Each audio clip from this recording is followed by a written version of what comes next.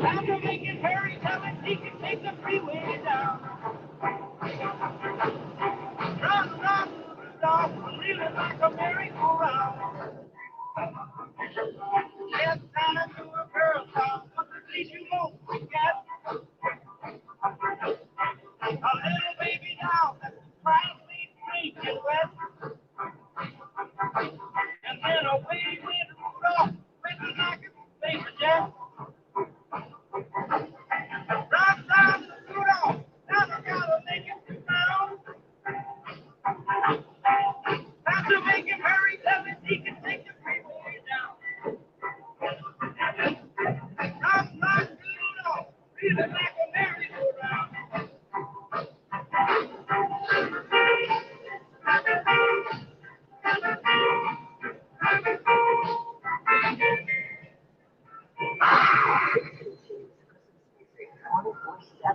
Now until Christmas Day. Listen to me. Did I use it? Hard days, even though you are spent, I'm 48. But no, you like that for me. Yeah, baby. Why so tough? I'm too tired of mixing with them.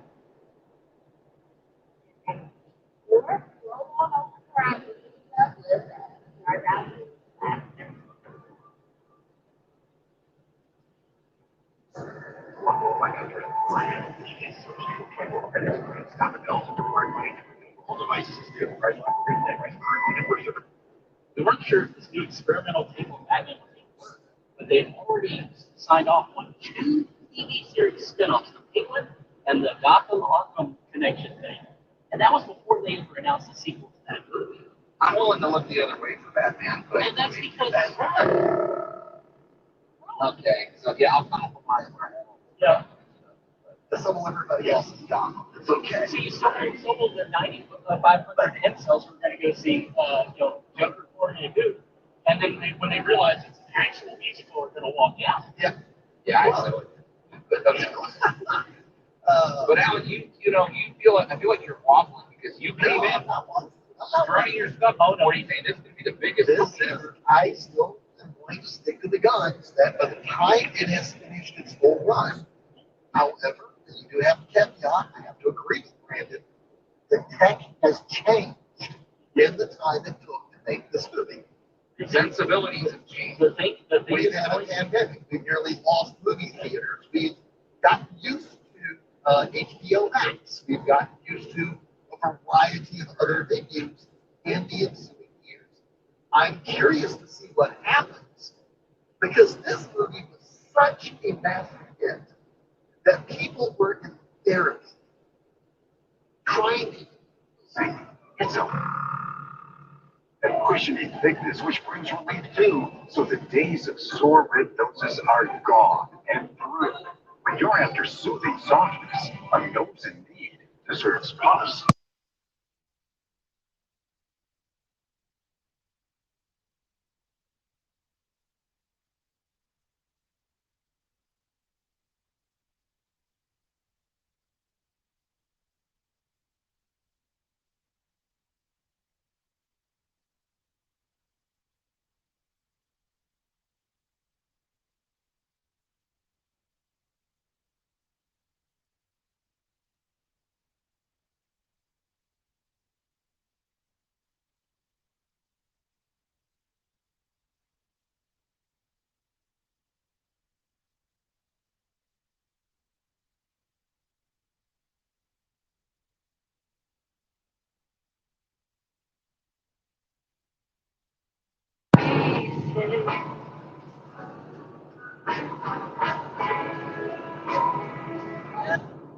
getting so bad.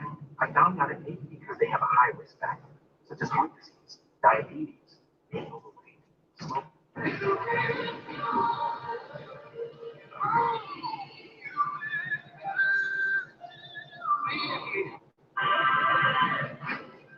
At the place I'm miles away, a little boy made a wish that day.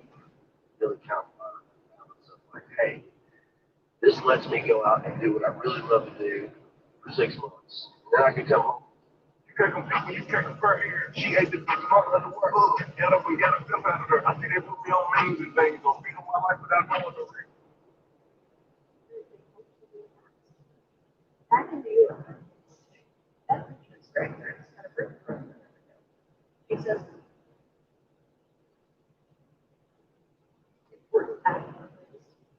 we do have something like that. All right.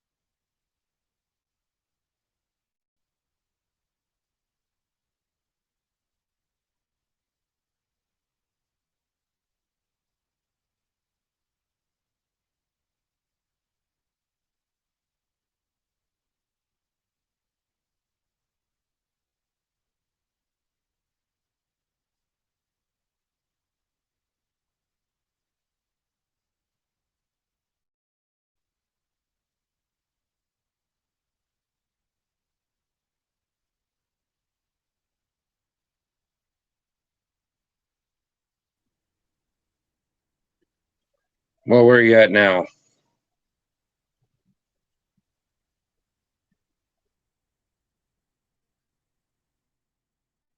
I can't hear you, Brandon.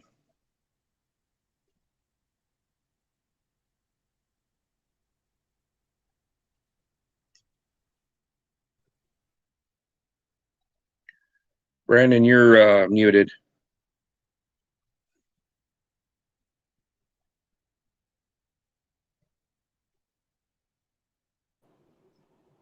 Greetings, Agape.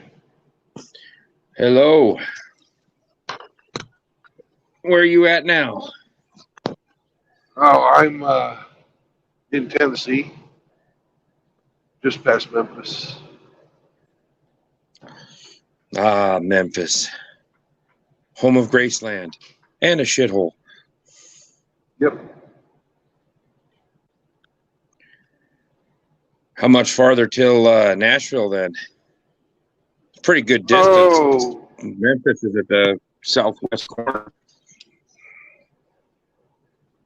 maybe 150 miles. 160. Yeah.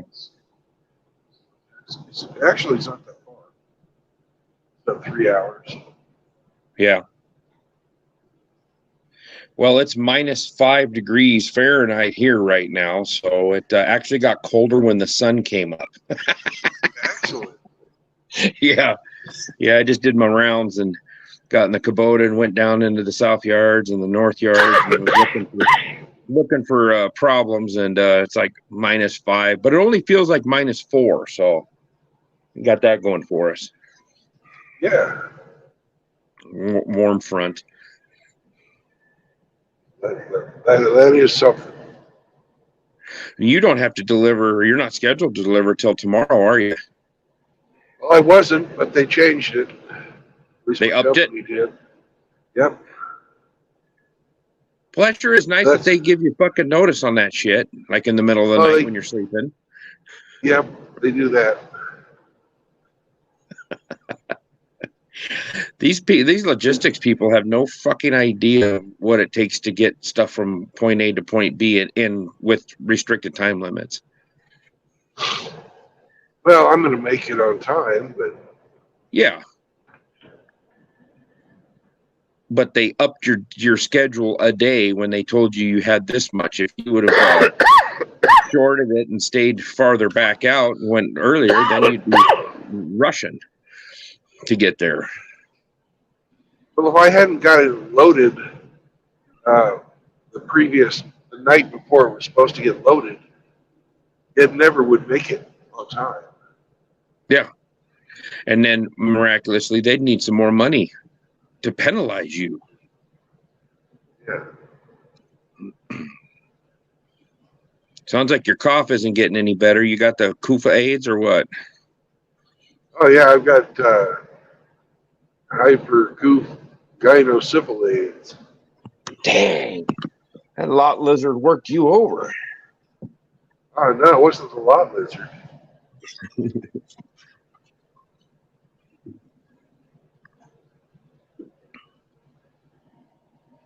And on top of that, I've got a fucking eyeball that's fucking running today, which is a real pain in the ass. Your eyes are bothering you? One of them, my right eye's oozing shit. Oh, you got the pink eye. Yeah. I don't know. I don't have a mirror in here to check it out. So. My guess is there was some child that touched the same thing I touched. I got some fucking public school disease. Cooties.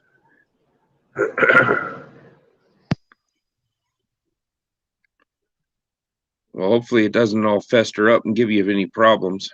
Maybe it's an allergy or something, or you think you didn't get something in your eye and rub it and it got all swelled up, did it?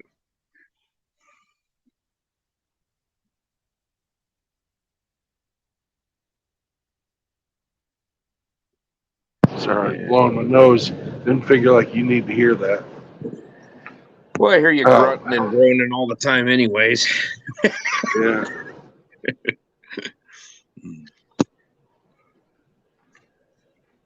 So did this eyeball thing just happened this last night, or what? Yeah. I woke up and it felt like I had like fucking sand in my eye. And I could wash my face. And then after that, it's just been fucking tearing all day. Hmm. And I just wiped it off again. And I fucking got it looked like snot out of there. Oh man. Well, you better keep an eye on the situation, Brandon. You don't want to.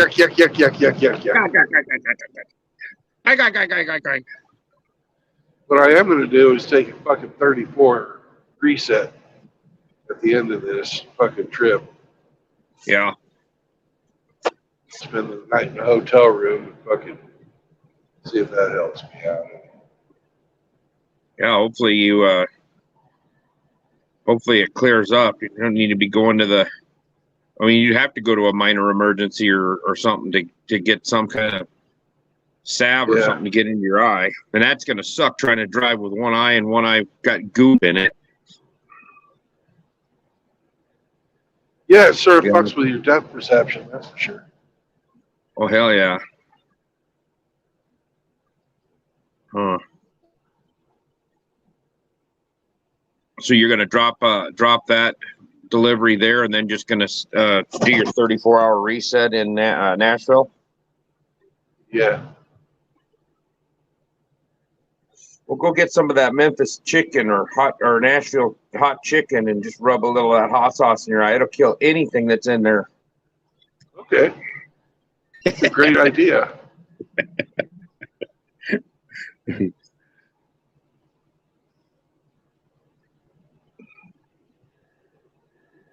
Looks like the weather's pretty decent there.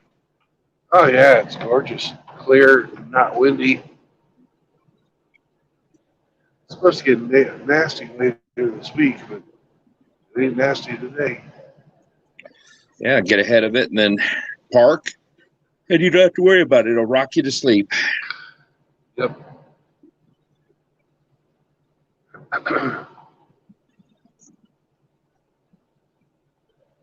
I was watching that Hammerhand video again, the one where he's like, "Fuck you, Dave Ramsey." Oh yeah. That's worth watching twice. I was catching some shit Hammerhead to say. There's a state trooper you just went by. Yep. It's 75. Yeah, and your truck does 65. Yeah. Yeah, I watched that the other day too, and I guess Hammerhand just put a short out talking about Undead Chronics putting out a round table, and Hammerhand's going to be on it, and some other people in 2 hours. Yeah, noon.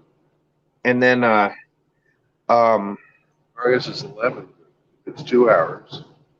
well, it said I went on his deal, and it said 2 hours from now, which it's 8 o'clock here, 8:15. So it'd be 10:15 my time. So yeah, 11:15, 12. Yeah, be afternoon most likely. And then Hammerhand's putting on a Sunday sermon or a Sunday show. It said 7:10 or 7:15 tonight, which would be my time, be 9:15 East, I believe. I didn't see an alert for it on his side, but usually though, maybe it's 7:10 East. Yeah, it'd be 7:10 East. It'd be 5:10 my time. So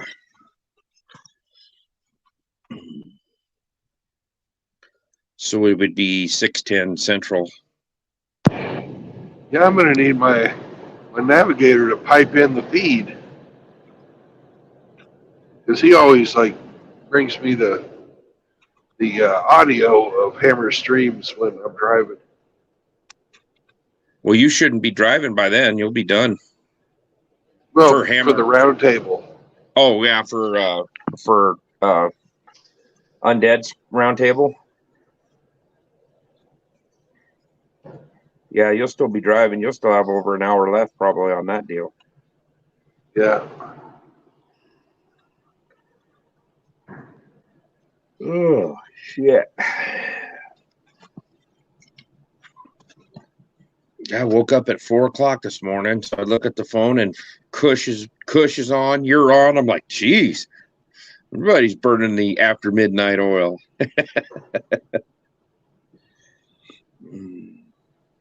Well, Doug I starts went his to bed new early. job. Yeah, Doug was on early today, but he didn't get on the stream. yeah, he he was was on in the chat. Kush's stream, and I guess he's been having problems with those neighbors. The lady downstairs, if he has his fan on in his apartment, the lady downstairs is pounding on the floor because apparently that little oscillating fan must vibrate the floor like it's a fucking 7-0 earthquake. So she's always bitching. And then the guy above him, he said, it's fucking pounding on the walls and the floor until 11 o'clock at night. And he says, I can't get no sleep. There's another statey. Damn. Yeah. But yeah, so I told him, he was texting me yesterday. He goes, guys, I got 2 hours of sleep. These damn neighbors. And I said, call the cops. Fucking make them deal with it. Call the property manager and say, hey, this is bullshit, you know? Well, apparently I don't know if he called the cops or somebody called the cops, but at 5 o'clock my time this morning, he said the cops just left. So somebody must have been having a party or something, and Popo showed up. Yeah. They always come uninvited, want free beer. Yeah. Looks like the old Tennessee State Troopers are setting up some speed traps today. Yep. Titans are out of the playoffs, so they got to do something. I haven't watched football in years. I have no idea what's even going on with any of the teams. I don't know if the Titans are out of the playoffs or not either. I'm just being a smart ass. You? What? You? Smart ass? I told Doug to leave his fan on when he goes off on these like railroad trips. Well, I was talking to him on a live stream one night, and then the door knock on the door, and he goes over there, and it's her. He had just moved in there. Can you do something with that fan because it's really loud? It's like, well, what the fuck is it pounding against the wall? He said he put it on something. He says, well, I thought it was insulated enough. He put it on a chair, blanket or something, you know. Yeah. I was gonna tell him get one of those noise machines that just put out different stuff, you know, and you could sleep.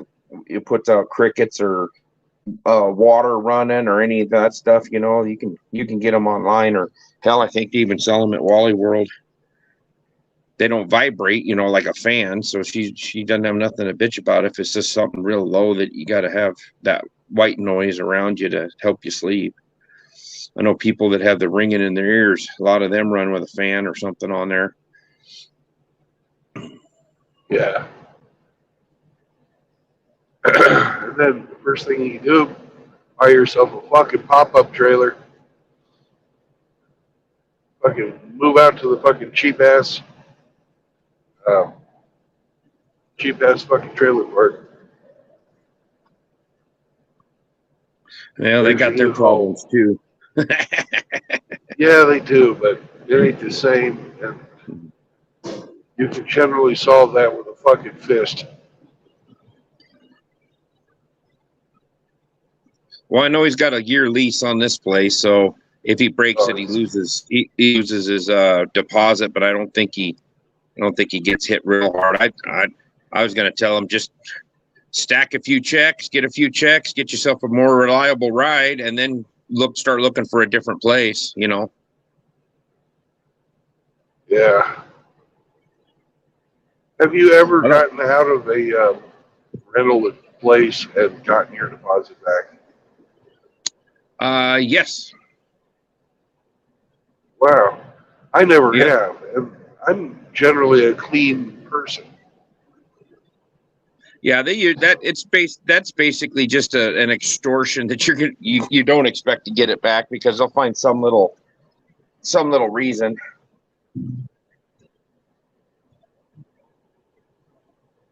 I may have not. I don't remember if I got the full amount. I think it was only like $250, and I got 200 of it back or something. That's because I gave them a short notice, but I wasn't under a. It was a damage deposit. You know, I wasn't under Another hypo. Dang, there's 3 in about 4 miles. Yeah. Oh, it's because we're coming up on LaGrange. How. There's a LaGrange, Wyoming that's not too far from me, and it has about, what'd they say? What's the population there? It's less than 100. But I don't go how when I go through it. They used to have a pretty good little bar there. It's got a Bible college. There is a Bible college there that has dorms, you know, for the students. And I thought, I wonder how much fucking goes on around that place. Yeah. They probably all run out in the cornfields when nobody's looking and get it all. They don't want Well, to they're probably just soaking. Because if you don't move, it's not really sex. Yeah. You heard that about the fucking Mormon girls, right? They're just soaking. Oh, so you can just put it in them and just sit there? Right. That's just that's called soaking. SOAK. Well, I guess whatever works for them. Yeah. I think once they get out of their zip code and get into another state or somewhere, I think it's all no holds barred.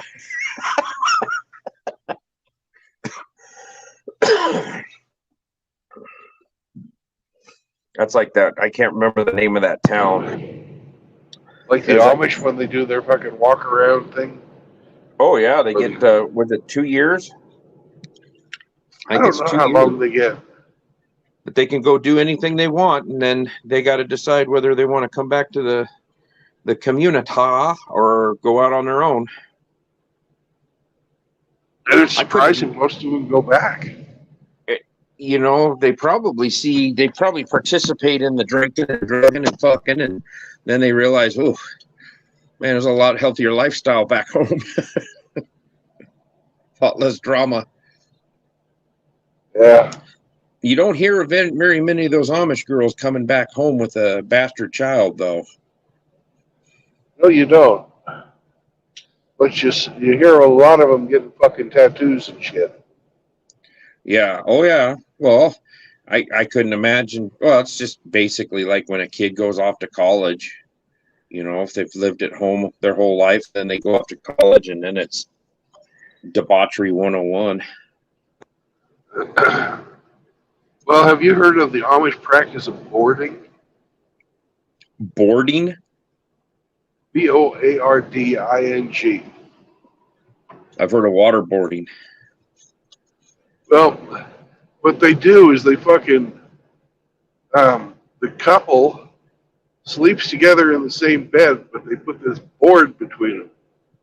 So they can't fucking see each other or touch each other, but they can hear each other and see if they're compatible.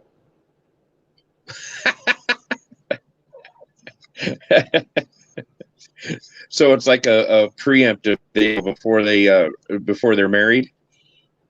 Yeah, like if you're going out with some old girl and she happens to grind her teeth at night, and it would drive you nuts. You're like, I can't marry her. Or you're farting all night like Riggs. He would just blow him out of the bed. Yeah. She's like, I can't take that guy's guts. He stinks too much. No, I didn't know that. I've been in relationships where it felt like there was a board in between you. Oh yeah.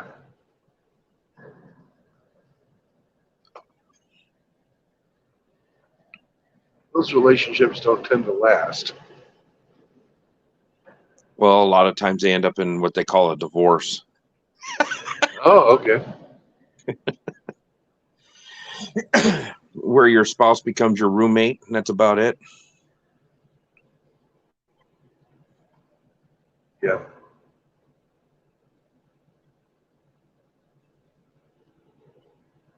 Well, shoot, you've gone a couple miles without a statey. You're about due. Oh, yeah. And they're paying They, them they, all the work on Sunday. they won't leave me hanging, I'm sure of it.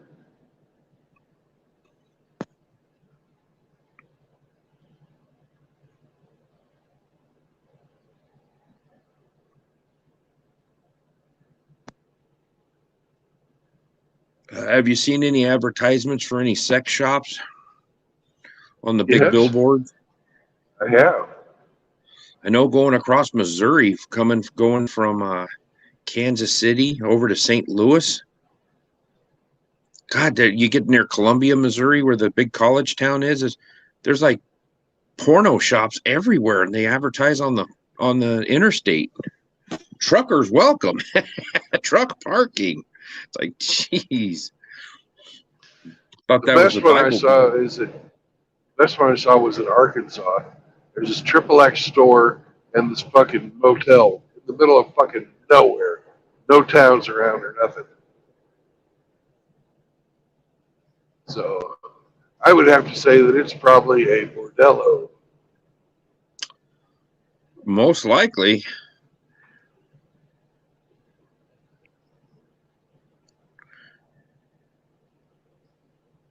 Is there a truck stop there too, or is it just a hotel and a porno shop? Just a motel and porno shop, not a restaurant, nothing else. Wow. But there's truck parking. Yes, they might have some extended stay guests.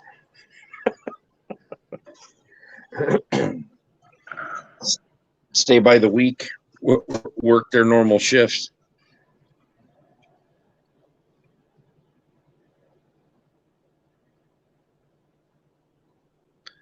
Yeah, I guess, that's gross. I guess if they legalized it, it would be, if they could capitalize off it, make some money off of it. But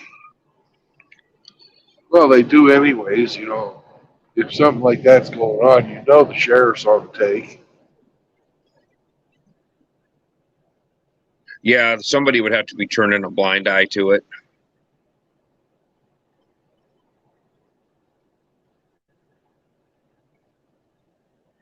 That guy passed you like you were going backwards. Yeah, he's going 75 and I'm going 65. He might even be doing 80. Well, he might find one of these troopers up here. He thinks he's in the clear.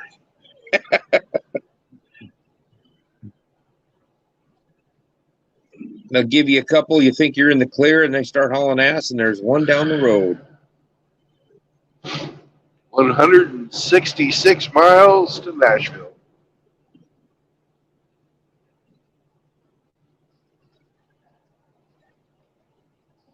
Well, I guess there could be worse towns to do a 34-hour reset in. Yeah. Memphis Although I would won't be in Nashville. Yeah. What's the name of this fucking town? Murfreesboro. Murfreesboro, Tennessee. Yep. I think I seen the sign for that when I went through Nashville. I just drove down through out of Kentucky into Tennessee and then just shot by Nashville. I saw the stadium there and just what I could see on the interstate heading east. Yep.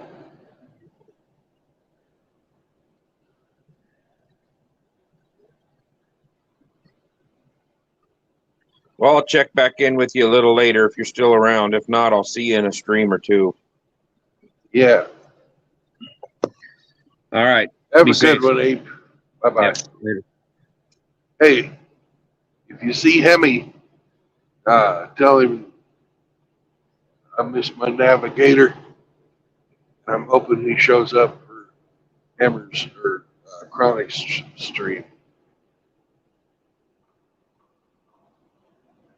What's up, Alex? Hey, we got Rev 20 piece. Hey, welcome, Rev.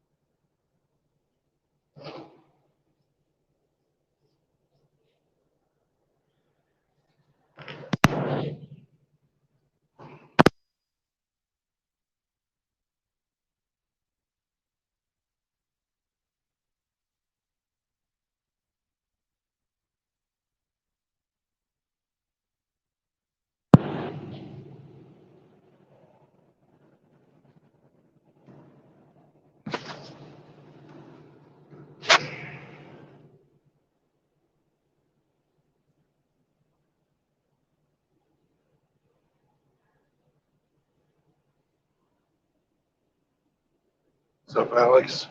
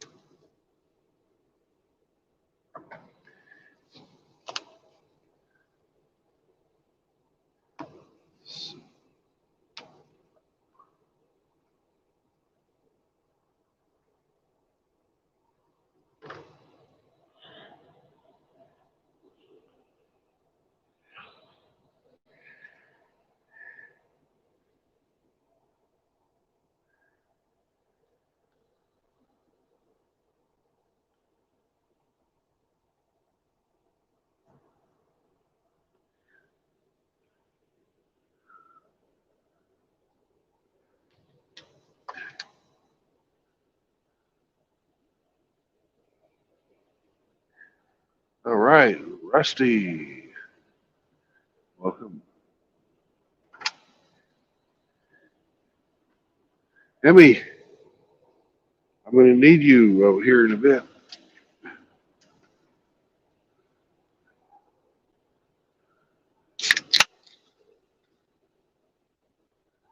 Yeah, during my 30-minute reboot, it died on me, so I had to start over. Emmy.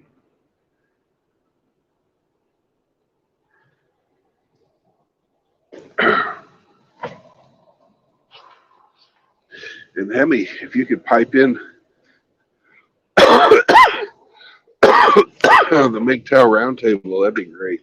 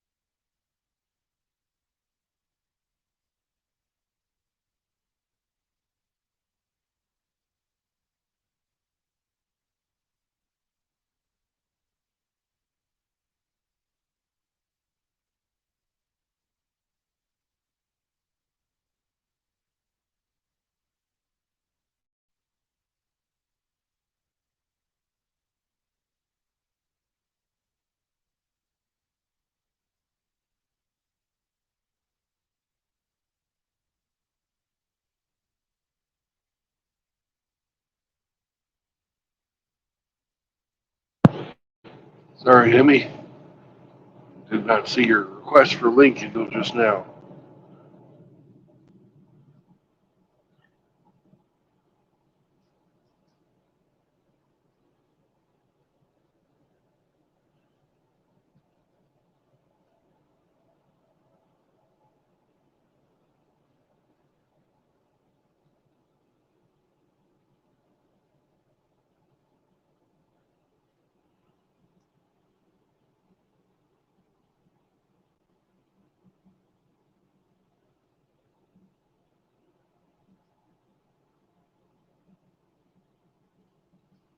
Welcome, Emmy.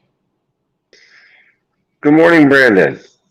Your eyes are on the road where they're supposed to be. Don't worry. Okay. It's Good. your second stream today. Well, my first one died on me. I was Oh, doing my okay. 30-minute. Yeah, I decided to watch Hammer and fuck Dave Ramsey video while I Okay, was yeah. doing my 30-minute reset. Nice. And the StreamYard died. Ah, fucking StreamYard.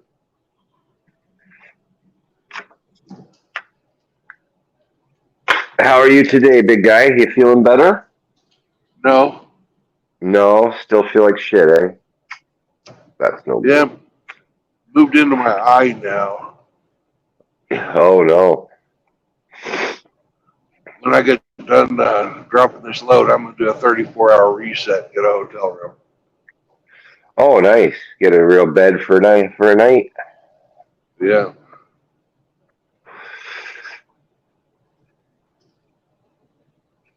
Where are we going to today?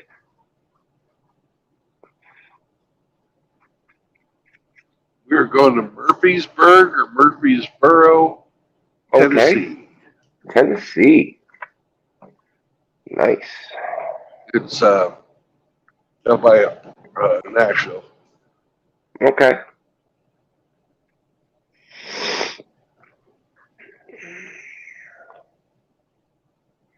Chronic is going to have a roundtable Today? with a bunch of, yeah.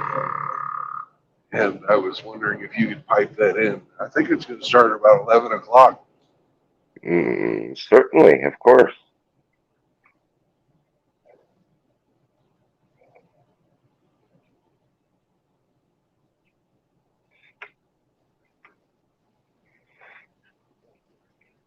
Yeah, let my monkey in a minute here. I'll tell you. Okay. Monkey's at the back door.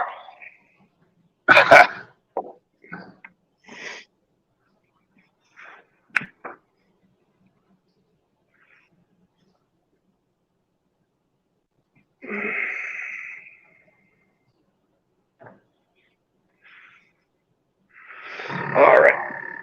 And chronic, you say, huh? Yeah. Yeah. Let me have a look at Chronic's channel. And,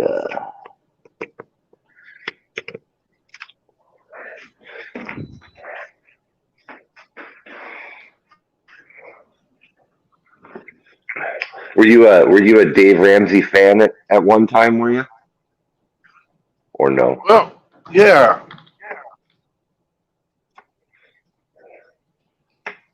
I've been a fan of his finance stuff, living debt free.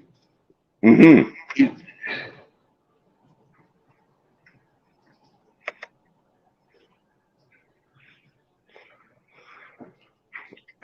But his social outlook and my social outlook have never been the same. Okay. He's an evangelical Christian, and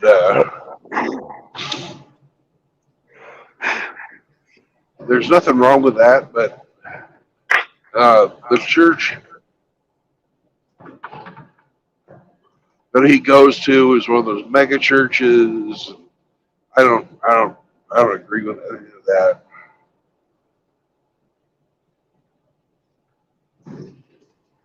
Know what I mean?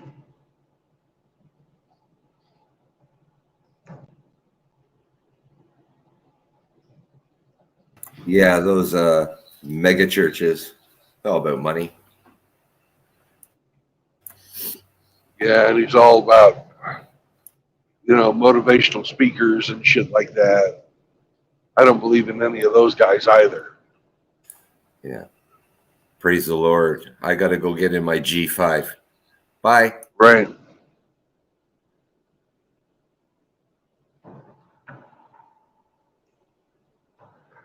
He has a saying, live like no other so you can give like no other.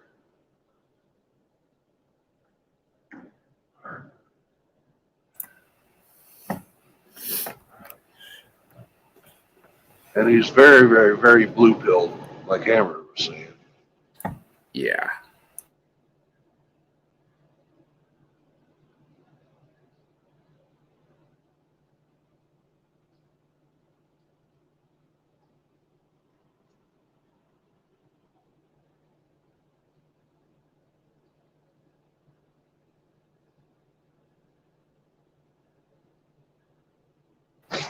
Chronic will be live in an hour and a half. Okay, so it's going to be noon my time. Got it.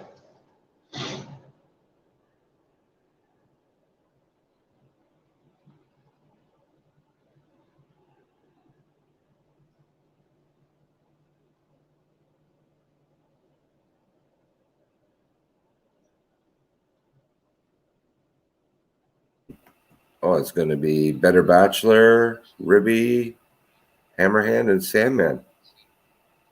Yeah. Wow. Okay.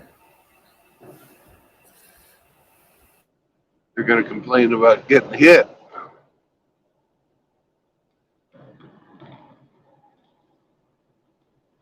Getting hit? Oh, by YouTube? Yeah.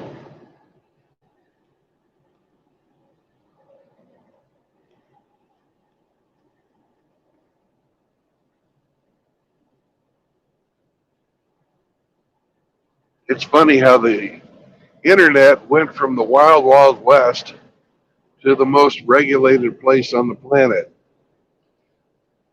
So quickly. Yeah, got to trample 3 foot. There'll be no free thinking. And that's what it started out as, is a place where people could meet, say things, experience new things, and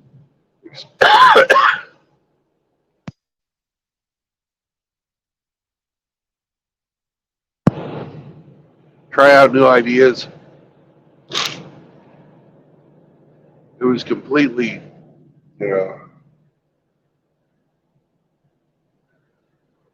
completely free. There was no regulations.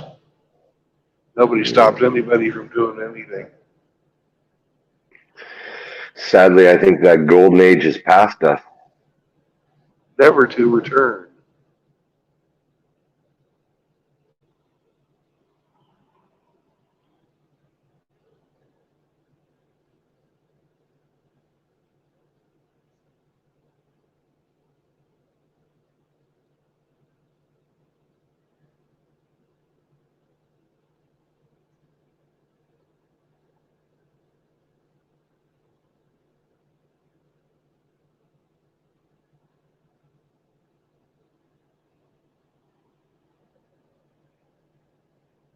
You don't know what it was like in the 90s.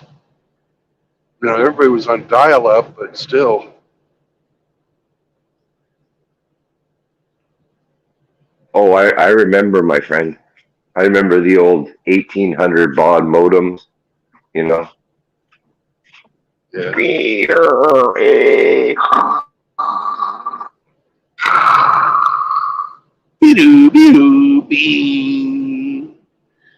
Hang up the phone, Mom. I'm online. Yeah.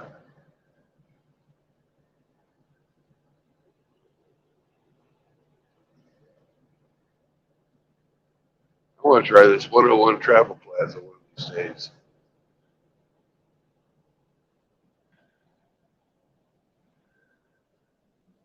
Looks like an old school truck stop.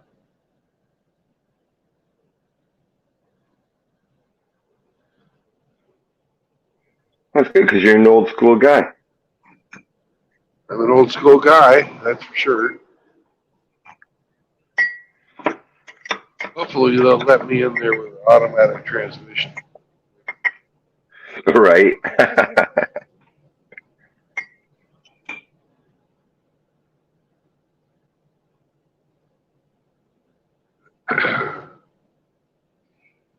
Though the other day when my computer went out for the transmission, I was able to use the paddle, shift gears that way. So Oh, that's at least it didn't leave you stranded. yeah.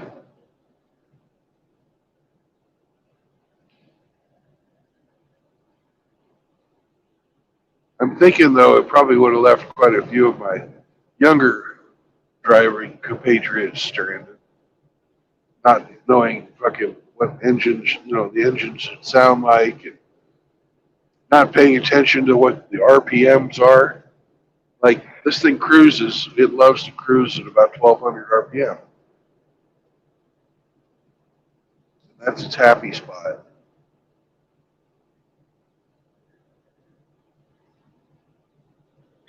Well, Yeah. the standard transmission is the modern day anti-theft device, man.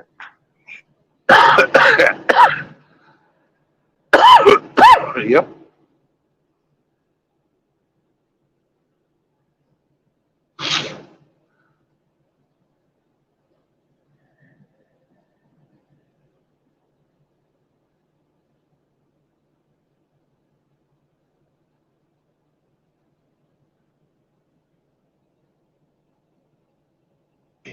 Just about every car I've had has had a stick shift, except these fucking minivans.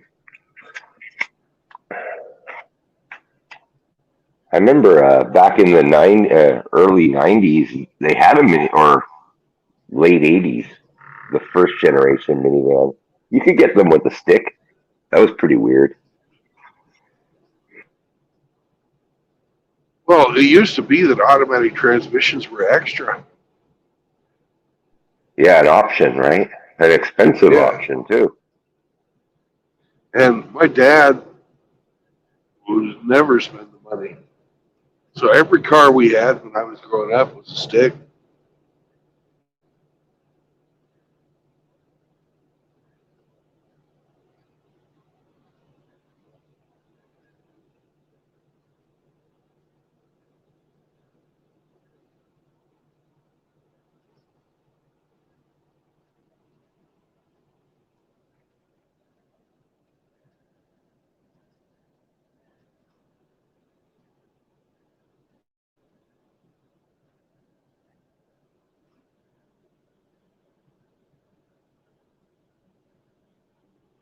Is it warm there today? It looks it. It's 37. Oh, it's not warm at all. It's pretty much stopped, but from the Mississippi Delta, from the Mississippi River until about 10 miles ago, it was all swamp on either side.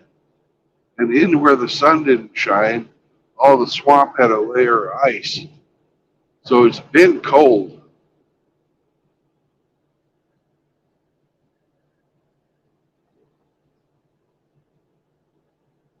I was just thinking to myself what it would have been like back in the day trying to get through that part of Tennessee.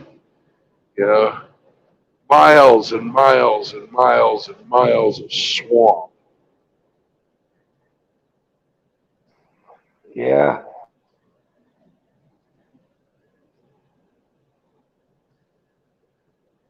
And 100 miles of swamp. It's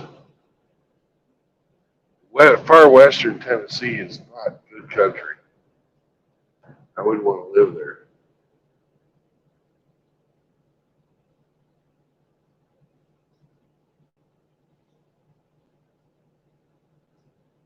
We're almost up to the Shiloh battlefield. Shiloh was a bloody bath or a bloodbath during the American Civil War.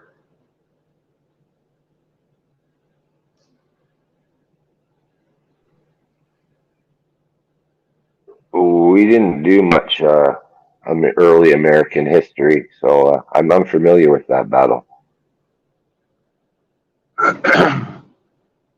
Combined deaths, 150,000.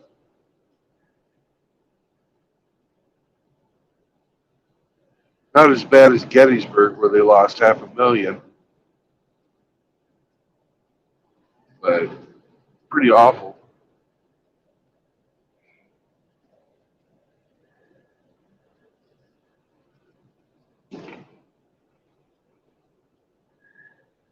I can't even remember to tell you who won it, whether it was the South or whether it was the North. I just, the sheer number of people that died.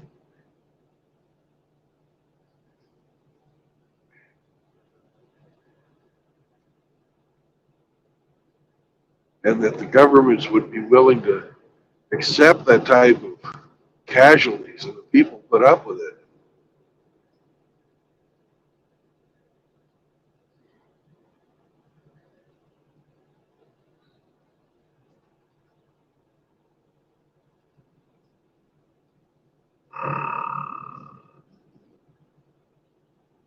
All to free other people that nobody met, nobody knew.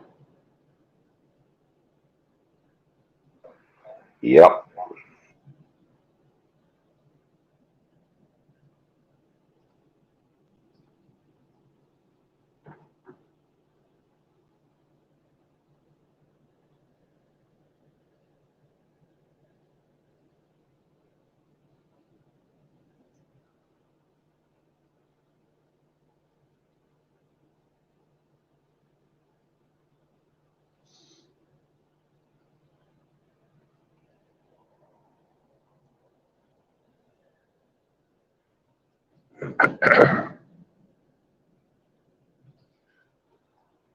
There's the cemetery on the left side of the road.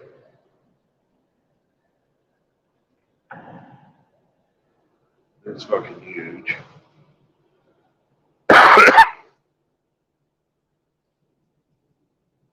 As you would expect, that many people dying here.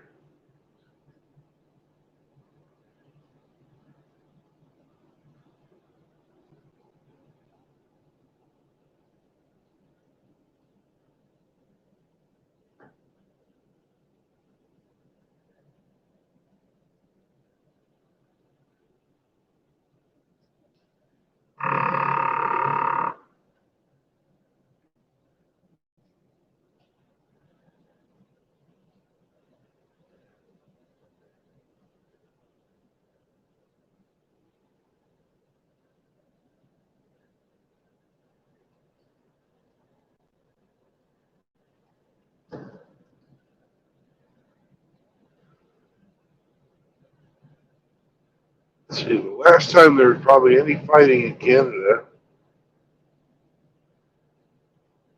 was probably the Indian Wars.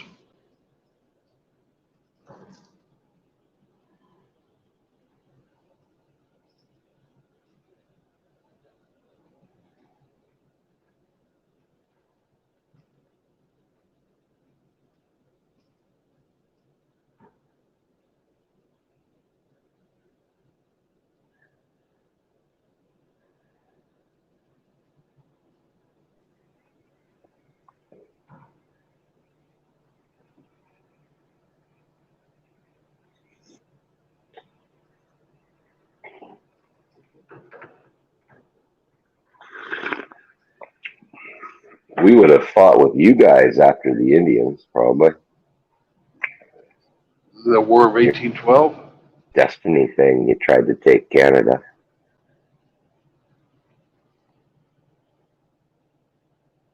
Well, during the American Revolution, they tried to take Canada, but they failed.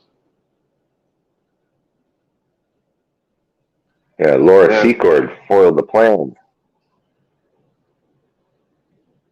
fucking woman ruined everything.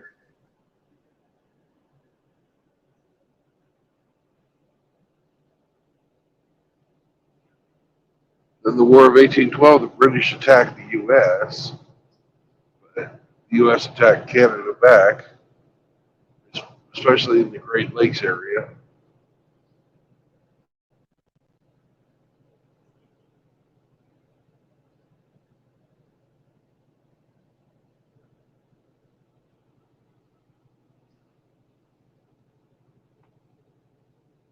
It'll be the last time the monarchy was good for anything.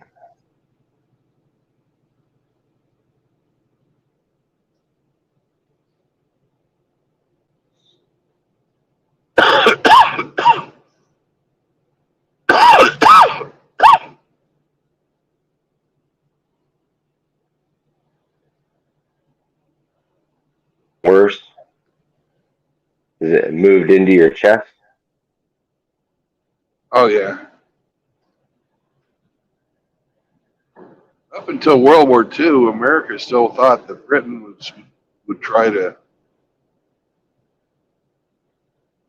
attack it.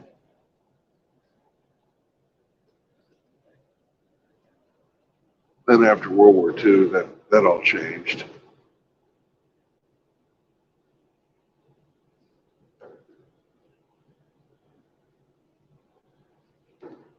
And we became best buddies. You guys had Yay. atomic bombs.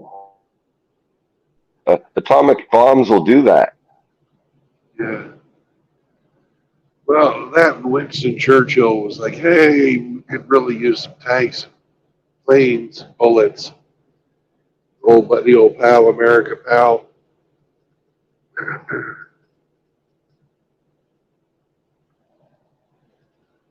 Germans are bombing our shit.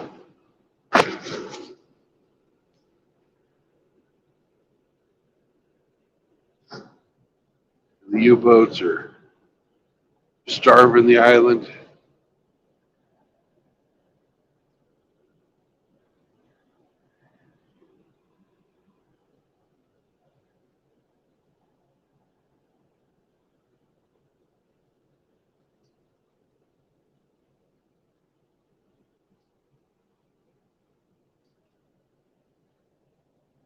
Before World War II, the U.S. didn't really have a globalist mindset. Small standing army, antiquated small navy.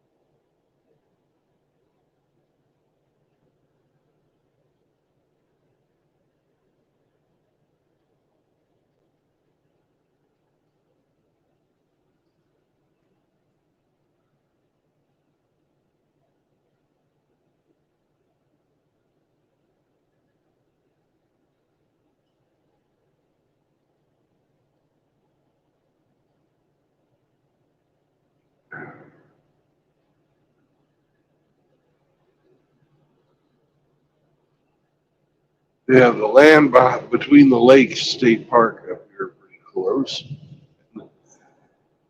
It's really pretty. It's this giant U-shaped lake, and in the middle of the U, it's all like mountains and forests. And that is the land between the lakes, even though it's all one lake. Land O'Lakes. Yeah.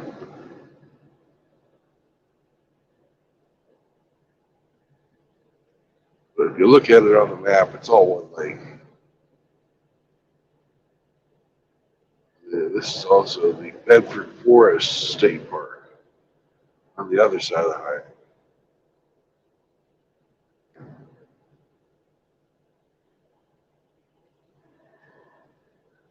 Bedford Forrest was a general in the Civil War, and afterwards, he's one of the guys that helped found the Ku Klux Klan.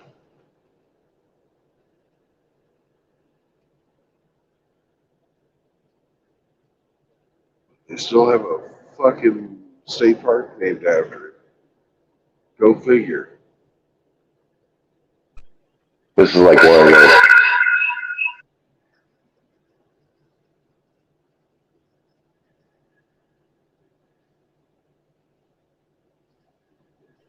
It's like one of those walking audio tours.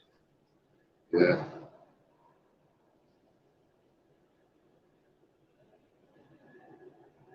A lot of history in Tennessee for the United States.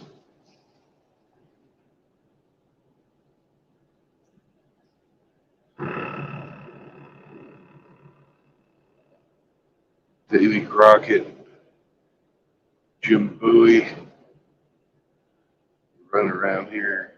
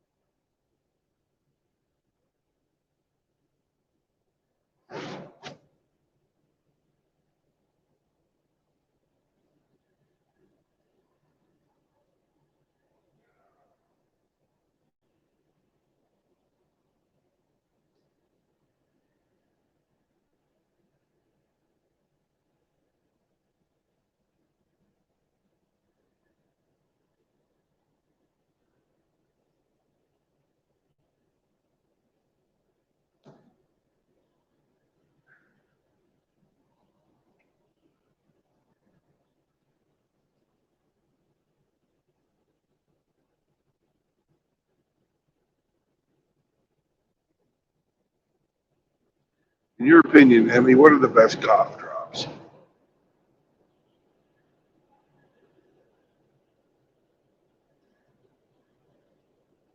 Fisherman's Friend, Ricola, Halls.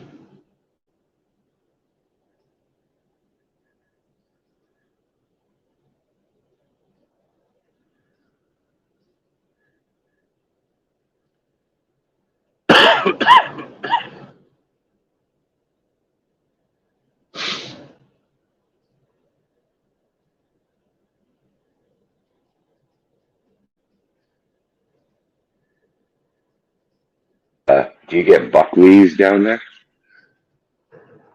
I've never seen it. It's like a cough syrup they have up here. The slogan for it is it tastes awful, but it works.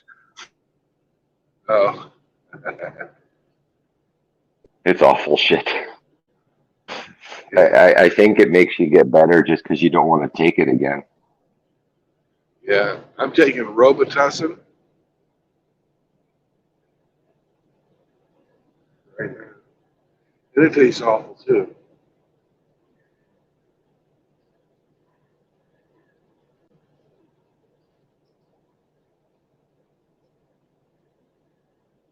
Maybe all that time down in Laredo, you've picked up the Spanish flu.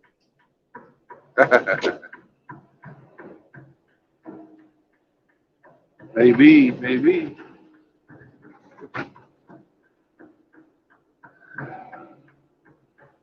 Bio break. Bio break. Plus, I'm gonna wash my eyes out.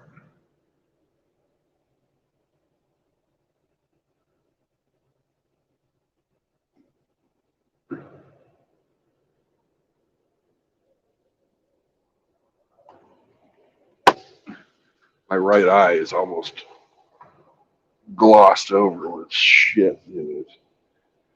So I'll be right back. Okay, buddy.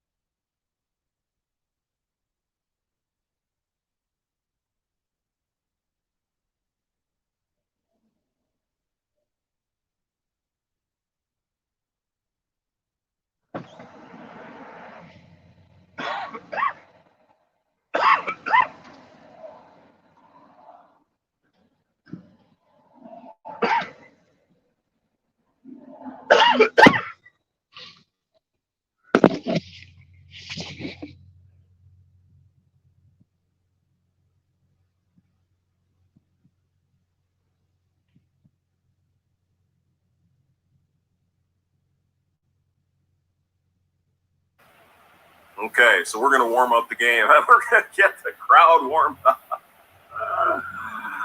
Let's go to South Africa. Created a special playlist for you guys. Link in the description. Please consider watching it. I went out to the South African streets and asked people if trans women are women, and this is what they had to say. Link in the description. Having my nails shiny and glossy, and I like pink blankets. Yes. Nothing like a nice, beautiful looking, shiny gloss on your fingernails. Does that make me a woman? No, it doesn't. No. Welcome. This is the part 2. Welcome back. If you haven't watched the part 1, we suggest that you go watch it. Without any further ado, let us just get into this video. Oh, this is the okay. Yeah. Anyway, this channel is. What is this channel? Oh God. Okay. Reality Check SA, all one word. These two guys, I believe, are South African men, and they've been making quite a splash here lately on YouTube. So let's get into what they're saying here. Ability to give birth is a woman's greatest strength. Ability now, yes. Can they disagree or step forward? I can't wait to hear the first fembot call these men racist. You just know it's coming. I would say that ability to give birth is a woman's greatest strength. No, I would say like it's amongst other things, right? Yeah. It's amongst other things. I mean, it's certainly an important thing because without women, we just wouldn't be here unless some other thing developed over time, but it didn't. And so we have what we have, and you got to have women in order to have more humans. It's one of those deals. Now, I think this is, that's what's her face. That's, I'll have to look her name up, but I think she's on, Jesus. What is wrong with you, Hamster? You can't even think. Dennis Prager's channel, PragerU. I think she's on PragerU now. She's got her own show. Amalida something or other. I'll go look it up. Okay. I'm not able to have children, so I'm still strong. Okay, so let's get right to the fucking anecdotes here.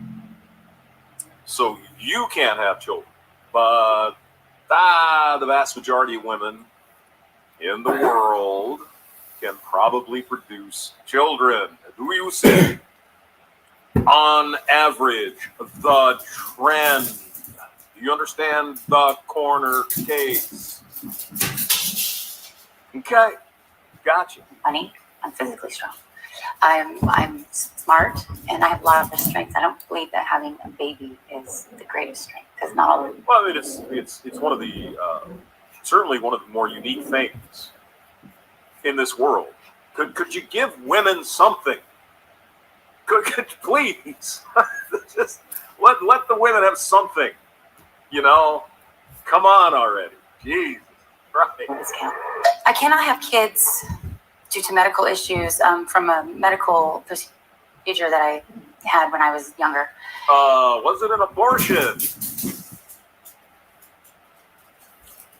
Just asking the question.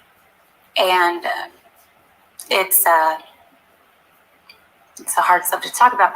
It doesn't mean I'm any less. I mean, it's not that we are making fun of the situation, Tiff. Please don't get this wrong here. But we understand your anecdotal lived experience, but your experience is not the vast majority of women. Okay? Vast majority of women probably are capable of having children if they choose to. So again, not putting you down here, but again, you're a corner case, dear. Woman, but can we get another question? I'm sorry. Okay. I'm sorry. One of the things that I regret was the fact that I would never be able to do that. But I was honored in the ability to participate it from the other side. When they're It looks like a dark-haired Iridian Kush there. I don't know. amazing, they don't just deal. This person is saying that they regret not being able to have babies. Or how can you regret something that is outside your control? Yeah, something you could never do in the first place.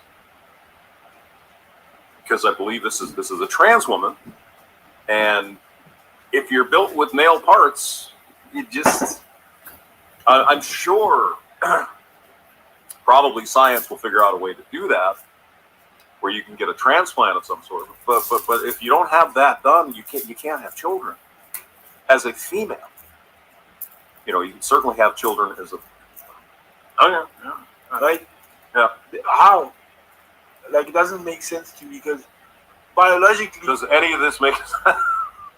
Sir. Go on. He's a man, right? Like, he was born as a man, so that makes him a man. Mm-hmm. He transitioned, now identifies as a woman. Like, I just don't understand the concept of saying he regrets not being able to, you know, have babies. What do you mean? Bite your tongue, hamster. Bite your tongue.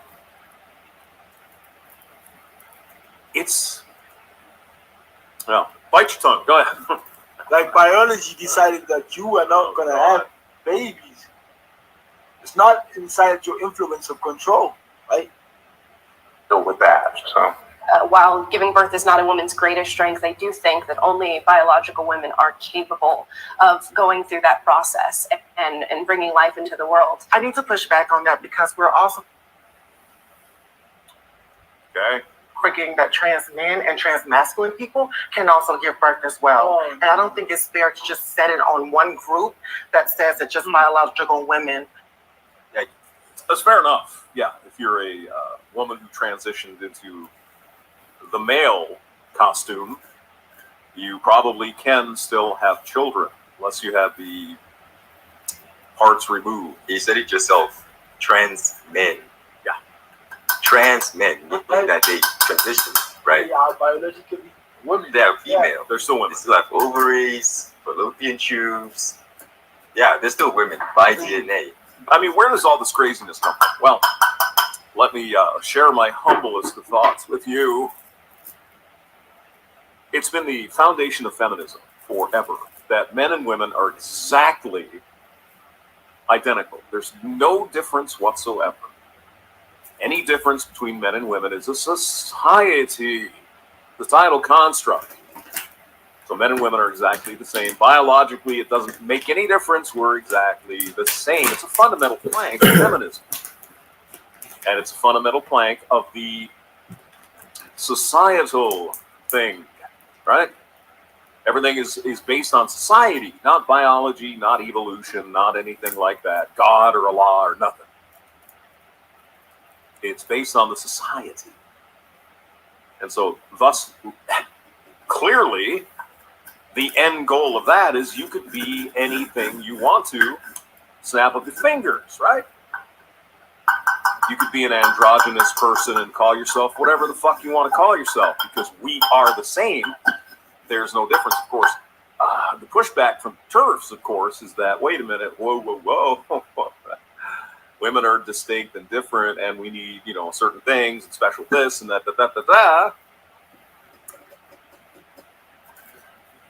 There you go.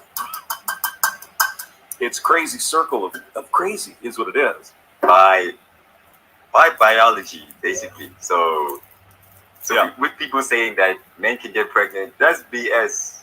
That is BS. We do not have wombs. Okay, a trans man with the appropriate equipment can get pregnant. That is true. But the trans man underlying the costume is still a female, biological female. Oh, I can't grow babies. Hell. So, yeah.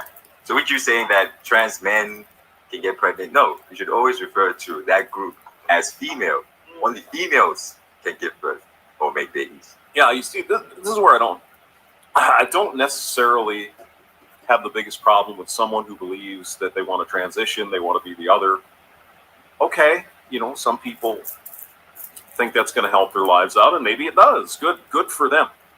The problem is these folks want us to actually believe that a man who claims that he is a woman, even with all the parts, all the body work and all the things that can happen, is actually female. That's where I think a lot of people are having just a real big fucking problem with this. You can be anything you want. You can gender identify whatever the hell you want to be. A fairy, you can, or whatever. Hey, have a day. You're an adult. Go. But we have very powerful voices and forces, including our own government, who are making rules to make you say and believe things that aren't true. You can go back to Jordan Peterson. I mean, that was mild, right? It was only like, well, I identify as this, so use my pronouns. And he was just saying, I'll do that, but I want the government telling me to do that. The government compelling me to say something. Here we are 6, 7, 8 years later. The government is demanding you believe things that are not true. Again, this is nothing against trans people. If that's going to help your life, make good for you. But do not expect me to believe that if you identify today as something you're not, that it actually happens. Like magic. What does it sound like when you believe in fairy tales? How many times have you heard the so-called atheist people go after Christians because they believe in a sky ghost? With no proof, right? That we know. We don't know if there's God. That's the faith. That's the faith part of it. But here we have evidence clearly. We can test DNA. We can look at genes. We can do all kinds of crazy stuff. And we know if this person is biologically male or biologically female or perhaps intersex or some combination in the middle there. But yet we're told, despite the evidence, despite DNA, despite what we know, that person is not that. They are what they believe they are. What kind of bullshit is this? Now, this is not, I don't believe, normal trans people. You know, trans people that have dysmorphia, all that stuff.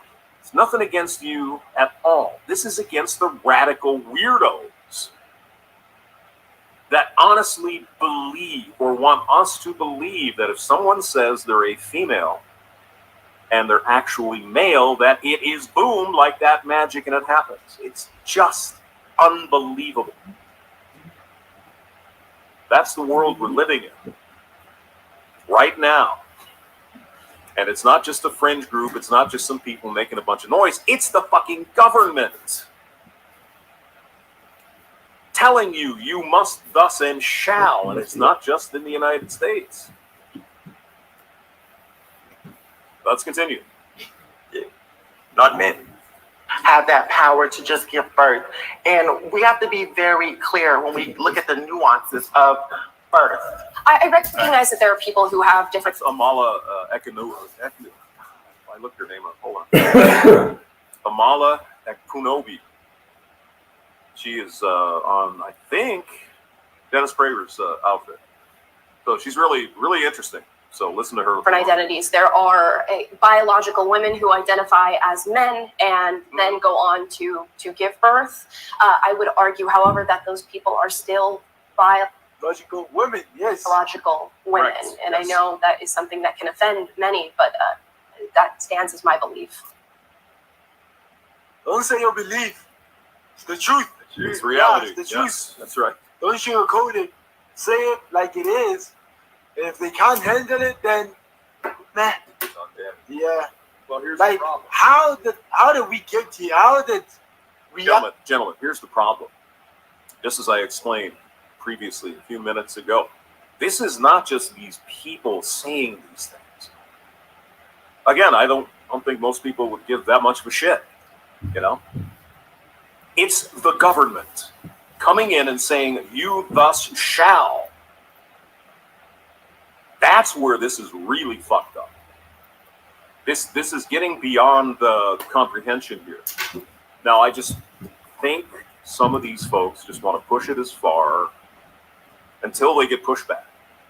But we haven't seen any yet. Again, this is government. This is legal. The government, you shall do thus and such, and you must believe this. It's like, what are you talking about? You have to believe in fairy tales by law in the United States. Reality becomes so revolting and repugnant. How? How can you be like just revolted by a fact? How can you be offended by a fact? Like, it doesn't make sense to me. Like, and if you're that kind of person, then I don't think that if you lived in a third world country or in South Africa, to be specific, I don't think you would have a very happy life. You know, I honestly believe that. I think all of this is just first world privileges. Yeah, well, here's the problem, young man. The cancer of feminism hasn't spread, but it's coming. So this is what's going to arrive in South Africa one of these days. I honestly believe that. So the correct term is actually cisgendered woman. Cis means same. It means that you identify with the birth that you were assigned. You mean a woman, a female. You don't need to tag cis on there. A woman. You all know what a woman is. Come on now. No, I am what I was born as. I do not have to identify as a man. I am a man. I don't have to identify as a man. Yeah. Understandably. And, you know, let's be courteous here. There are some people that are actually born intersex. They have, their genes are effed up in some way. And there's some doubt about it. Corner cases. But, I mean, those people do exist. One in, is it 40,000 people born or something on that order? I mean, it's rare, but it happens. There's different syndromes with different combinations of genes and stuff. And yeah, okay. Sympathy for those folks, right? They're not born as male or female. But the vast majority of people in the freaking world are born male or female. There's no other way. This thing is so simple in such that it all ties down to your chromosomes. If you're XX, you're female. If you're XY, you're male. Simple as that. You don't have to decide where you fall under. Your body is born with those chromosomes. You don't choose. Nature chooses that for you. Yeah, and again, if you want to express yourself in a different, you want to be a drag queen or whatever, or you feel a little more feminine as a man, you want to be more, you know, feminine. Okay, no, nobody's saying a word. Nobody has ever said a word. But again, this is different. This is not, well, you know, he's a little more feminine. You know, that's cool, whatever. This is, you have to believe that an actual born female or male is what they say they are, regardless of evidence. Remember that? We love the science, don't we? Well, I guess that's only in certain instances, eh? Just like when you were born, you did not like be like, oh, I choose to have a nose like this. I choose to have eyes like this. Mm-hmm. I choose to, you know, you did not choose that reality. Yep. Mother Nature, if you would like me, because the very concept of a God is repugnant to these people. So I will use biology, right? Sure. Biology decided that. And you can alter with it as much as you want, but it is what it is. We will call you a woman, but you're not. Yeah, biologically, you're not, and that is a fact. No, I'll use your pronouns. That's fine. I could care less. But you're not what you are. You are what you are. You're not opposite. If you're a man, you're a man.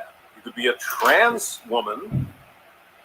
You could pretend you want to be more female. That's fine. Nobody cares. Good on you. I hope it makes you happy. But you're not a woman. Vice versa. You know, it only... bite your tongue, yes. Bite your tongue. How are we trying to change that? Why is the truth like that disgusting to people? And so, you know, I just really, really wish that we would kind of be a little bit more mutable to the terminology. These guys are called, let's see, I have it on the phone. Hold on. They're South African men. Let's see, hold on. Did I type in my password? Yeah, I can. They are called Reality Check SA. One word, Reality Check SA. One big word. They're interesting fellas. So, all right, go on. Because I think that's what really is going to open up that dialogue and that discussion. I think I put the link in the chat or in the description. Maybe I didn't. I'll put it in the stream. Here's the link to these men right now. Go check them out. They're interesting channel. Johnny Cush. Johnny Cush. The way you see him, that makes sense. I don't care if gay people kiss in a movie. I really don't. I just don't care. You know, I mean, that's fine. You can be gay. It doesn't matter. But you cannot be what you're not. Okay. And now we have the government compelling you to believe that people who are not what they are something else. You get my point. Iridium Kush is in the building. Hello. I think the crux of the conversation kind of comes back to are trans women women? And I think if we don't agree there, it's going to be very difficult to kind of keep the conversation going or even agree on the points that you guys are talking about. Doesn't matter. You could bring up the science. You could bring up the DNA, chromosomes. You could bring up this. You could say God. You could do whatever. It doesn't matter. It makes no difference, Elijah. They don't care. They are ideologically programmed and brainwashed. You can't bring anything up that will make any difference to these people. You could bring up thousands, and if you don't believe in God, 100,000 plus years of evolution. There's a reason why we're still here. There's a reason why the Neanderthals are not here. There's a reason why Lucy's no longer here. The genes and the things that came together didn't work out so well. The reason we're here is because of all the experiments that took place to evolve us into what we are. And then suddenly, as of 10 years ago, you can decide on a freaking whim that you're the other. No, that is not true. Well, because if we don't believe that trans women are women, then the conversation kind of ends there in terms of what they're not. They're men dressing up as girls. That's fine. There's nothing wrong with that. They're like men can give birth or not. If men can't give birth. That makes sense. I'm not sure that's the case. I feel like the ability to give birth is not like the end all be all of a woman's like meaning in life. And you can see how all of this nonsense eventually ties back to the fembots. Well, women are more than just baby factories, right? And what is the natural extension of that? Yes, women are much more than just having babies, sure. Well, so that means a man can then be a woman because no. No. I'm terribly sorry. I thought the lefties were all about the science. Remember that? Not that long ago. Yeah? Guess not. And herself and her personality. And I think that if you can acknowledge that, I would also then maybe challenge the idea that womanhood, as opposed to like a female sex, like womanhood is Charlie Brown teacher. It's a bunch of words, means nothing. a consistent thing that has always been one way. So how would you define womanhood? This might be good. Go ahead. You sound like Matt Walsh. That's a good question. Womanhood, to me. No. How would you define womanhood? What do you mean to me? Like, I made a video about this. What do you mean to me? The moment you say to me, you take it out of the realm of reality. Yes. I didn't know that she said that. Let's go back. Good question. Womanhood, to me. To me. No, the man is exactly right.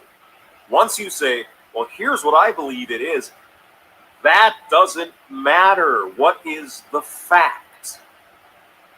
What is the science? You could feel any way you want to, but that doesn't make it real. Doesn't make it real. You see what I'm saying? Go on. No. How would you define womanhood? What do you mean to me? Like, I made a video about this. What do you mean to me? The moment you say to me, you take it out of the realm of reality. You drag it out. And it's no longer an objective fact. Because to me, you could be a dog. Yep. You could be a dog. To me, he could be a man, which is not really an opinion, it's a fact. But you get the gist, right? What do you mean to me? The question was, what is womanhood? Womanhood to me, no, it's wrong. Standing in integrity. It is about being confident in who you are. Oh, God. Oh, fuck. Come on. Please. Bullets for Teeth is in the building. Hello. Looks like a Pride Closet convention. Luke Chase is here. Hello, Vero Wee. Luke, are you a Frenchie French? I thought you were, or you might be a Frenchie. I'm not sure. Hello, Who346. Hey, by the way, we're doing a pregame show for the Kush.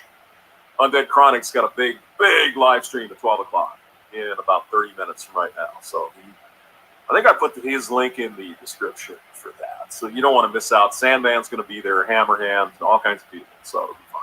Let's go back to this. And me, as a black trans woman, should not be a threat to you. You're not. I absolutely support you 100%. If you want to be a trans woman, good. What I get a little bit upset about is when the government compels me to believe that you're actually a female. That's where I have a problem. Do you see my point? Probably not. And what I see from a lot of cisgender women is they're trying to deem what womanhood is supposed to look like. I have my own perspective of womanhood. Okay, it's all right if you have your own characteristics which you would associate with being a woman. But because you have such characteristics, it doesn't make you a woman. If I could feel like I like the way purses look, I like having my nails shiny and glossy, and I like pink blankets. Does that make me a woman? It doesn't. I just like what girls usually like, but it doesn't make me a girl because I like those things. That's right. So why are you trying to associate with you having qualities of a woman with being, and with you thinking that you're actually a woman? Now, there's another aspect of this I just thought of. I had my thought, it almost hurt a little bit. Why is it, however, that when you see, say, a trans man or a trans woman, you know, a man that is becoming a woman or what have you, you ever notice they take on the accoutrement of women? Long hair, breasts, nail polish, all that kind of stuff, lipstick, makeup. Why?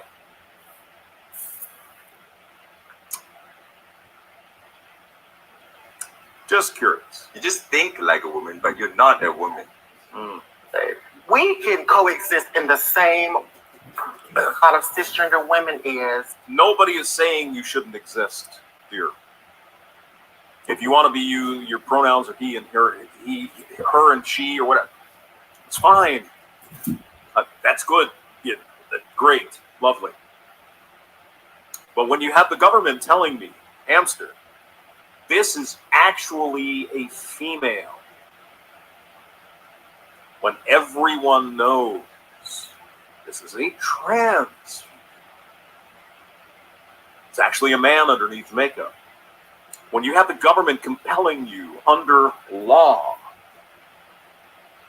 to believe in things that are not real, that's where I have a problem. Go on, gentlemen. They're trying to deem what womanhood is supposed to look like. Why do you have long hair?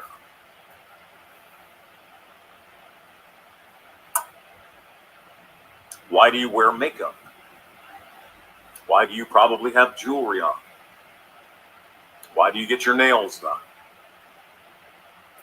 Why are you trying to look like a woman? Just curious. Because apparently it's such a bad thing to say what a woman is, but you're trying to look like one. Why?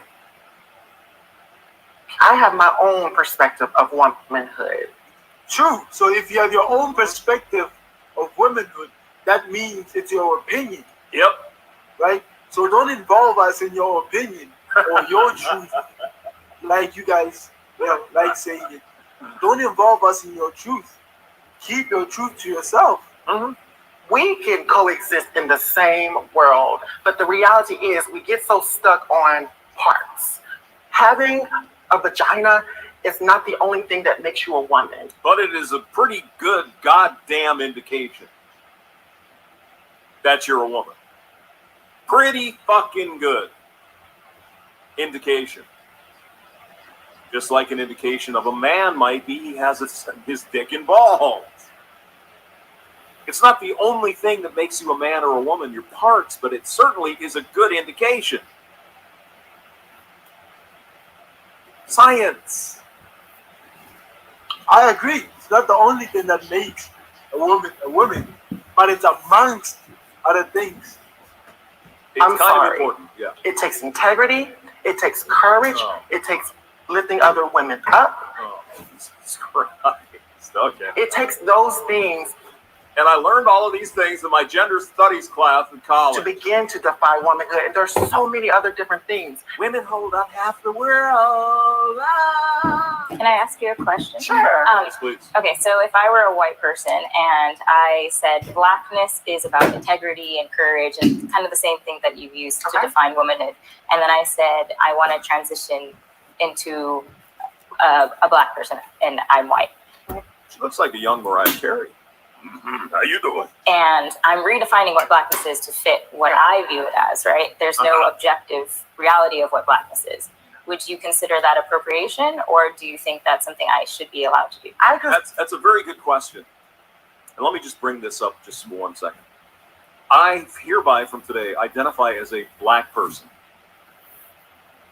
So you have to believe me, according to the government, despite my pasty white skin, I am now a black person. Does that make any fucking sense? No. I consider that dodging, and I consider that comparing apples to oranges because race and gender identity are two separate. Really? You're not answering the question. No, of course not. Separate different things. Are they? And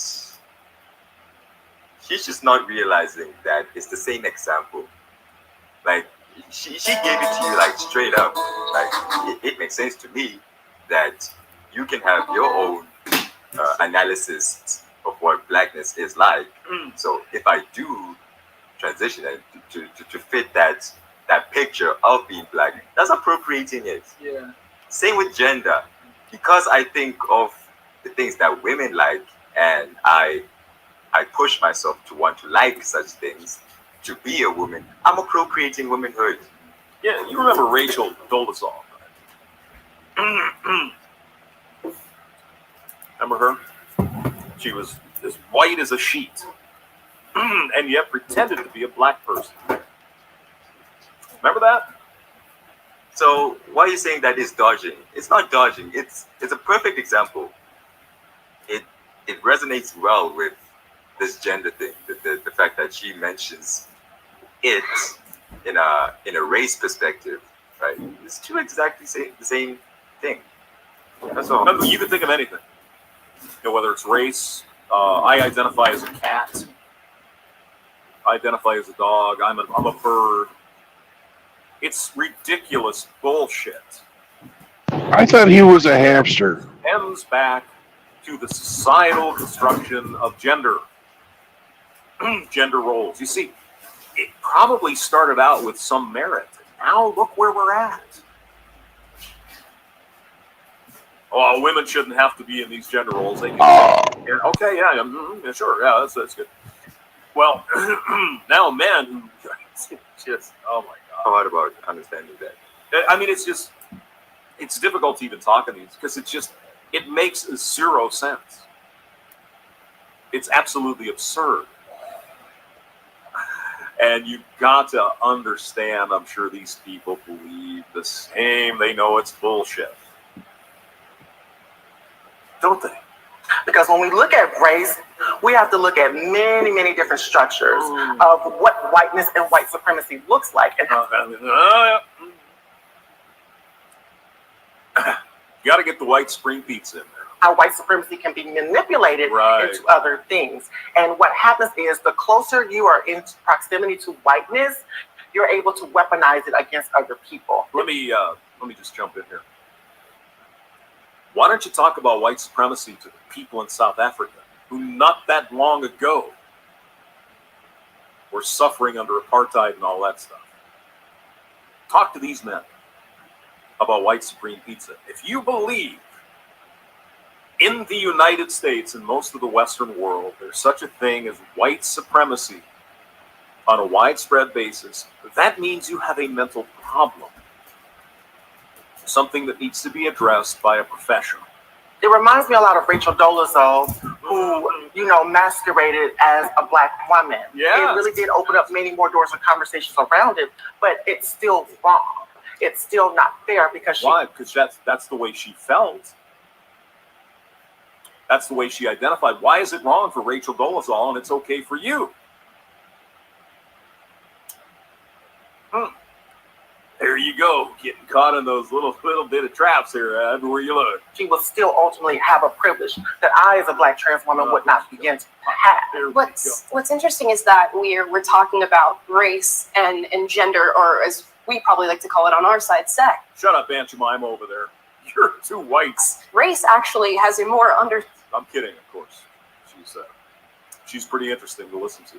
She's a conservative woman and everything. Understandable structure for people being transracial. Race does actually exist on a spectrum. I'm biracial. Many perceive me to be black, even though I am also half white and half black. We label people like President Obama as a black president. That's because it pays them. Oh, God, stop. Stop.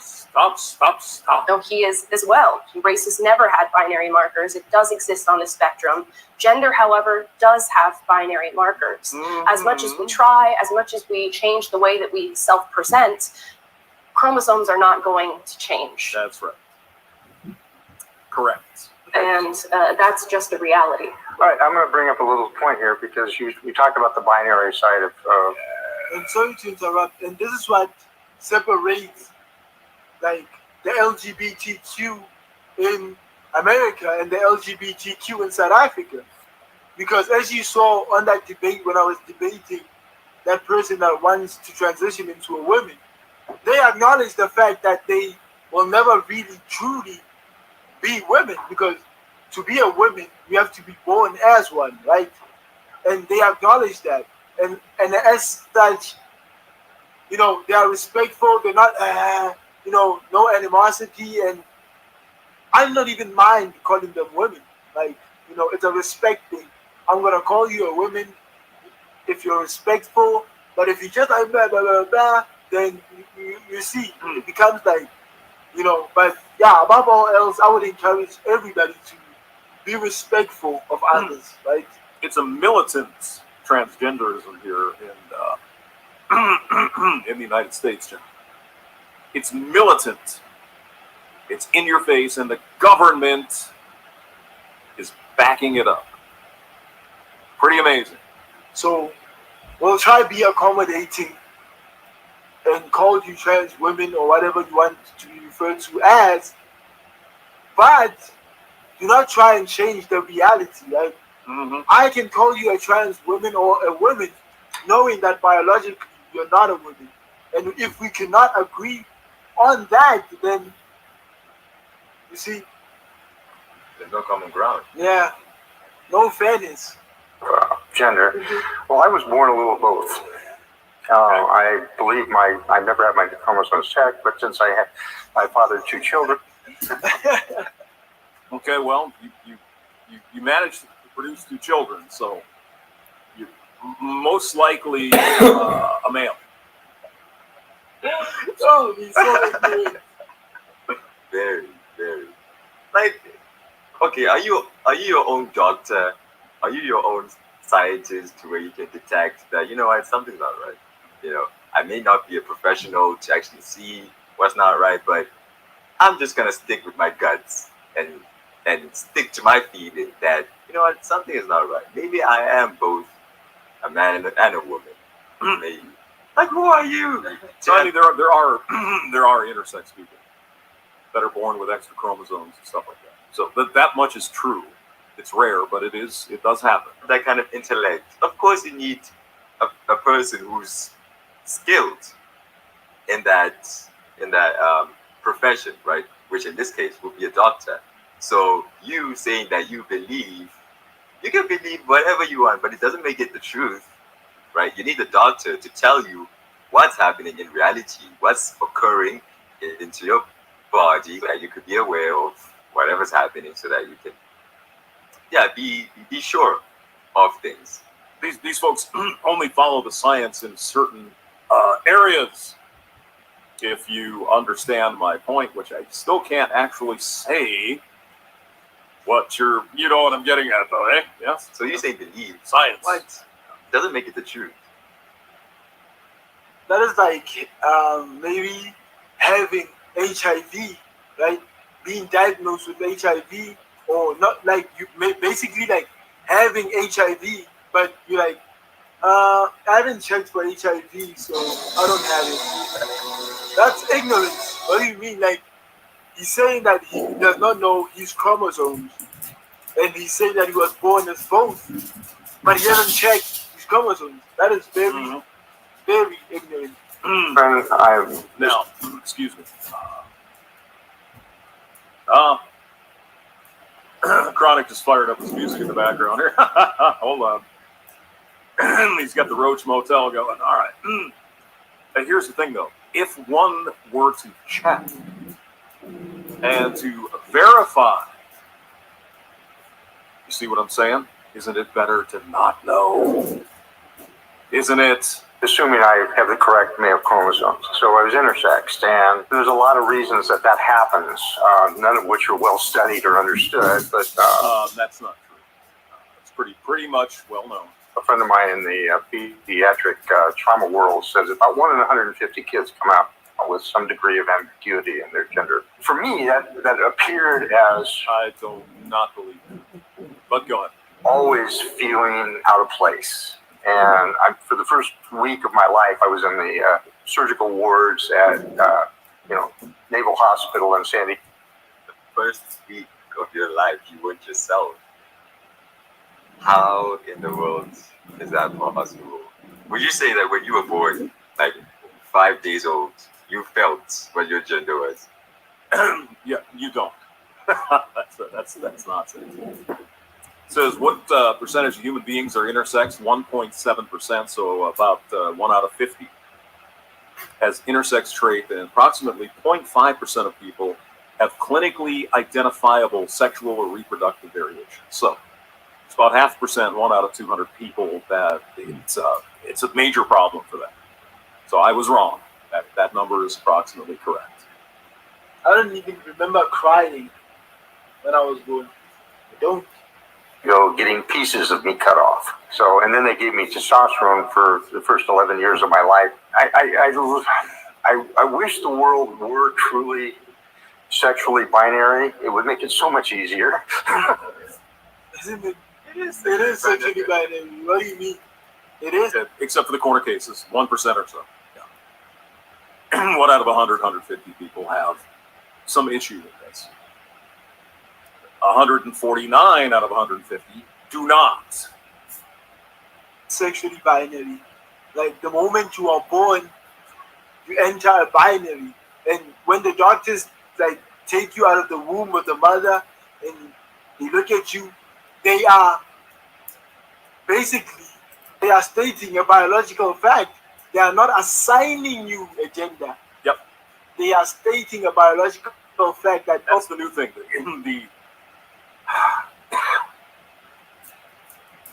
What sex were you assigned at birth? It's like, what do you mean? What do you mean assigned at birth? This person is a female.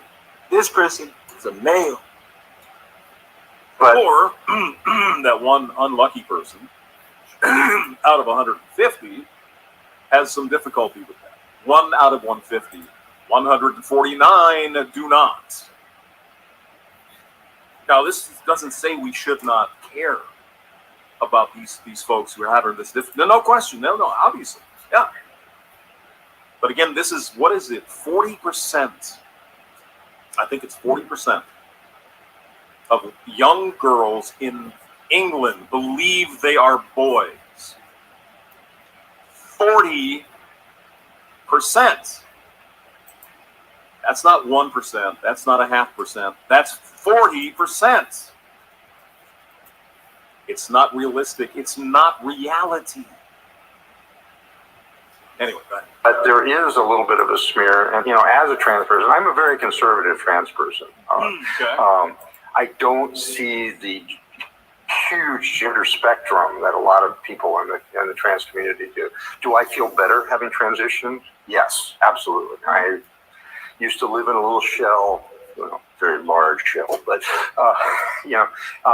but now I'm much more open about who I am. Is that the only thing that generally defines a woman? No, I don't think that is the only thing that generally defines a woman. Right. I think there are a lot of women who may be on our side of the argument who will try to maybe invalidate your experiences by saying you can't give birth or you can't have a period. And while those things may be true, I'm sure there's a lot of other different struggles that you all are going through.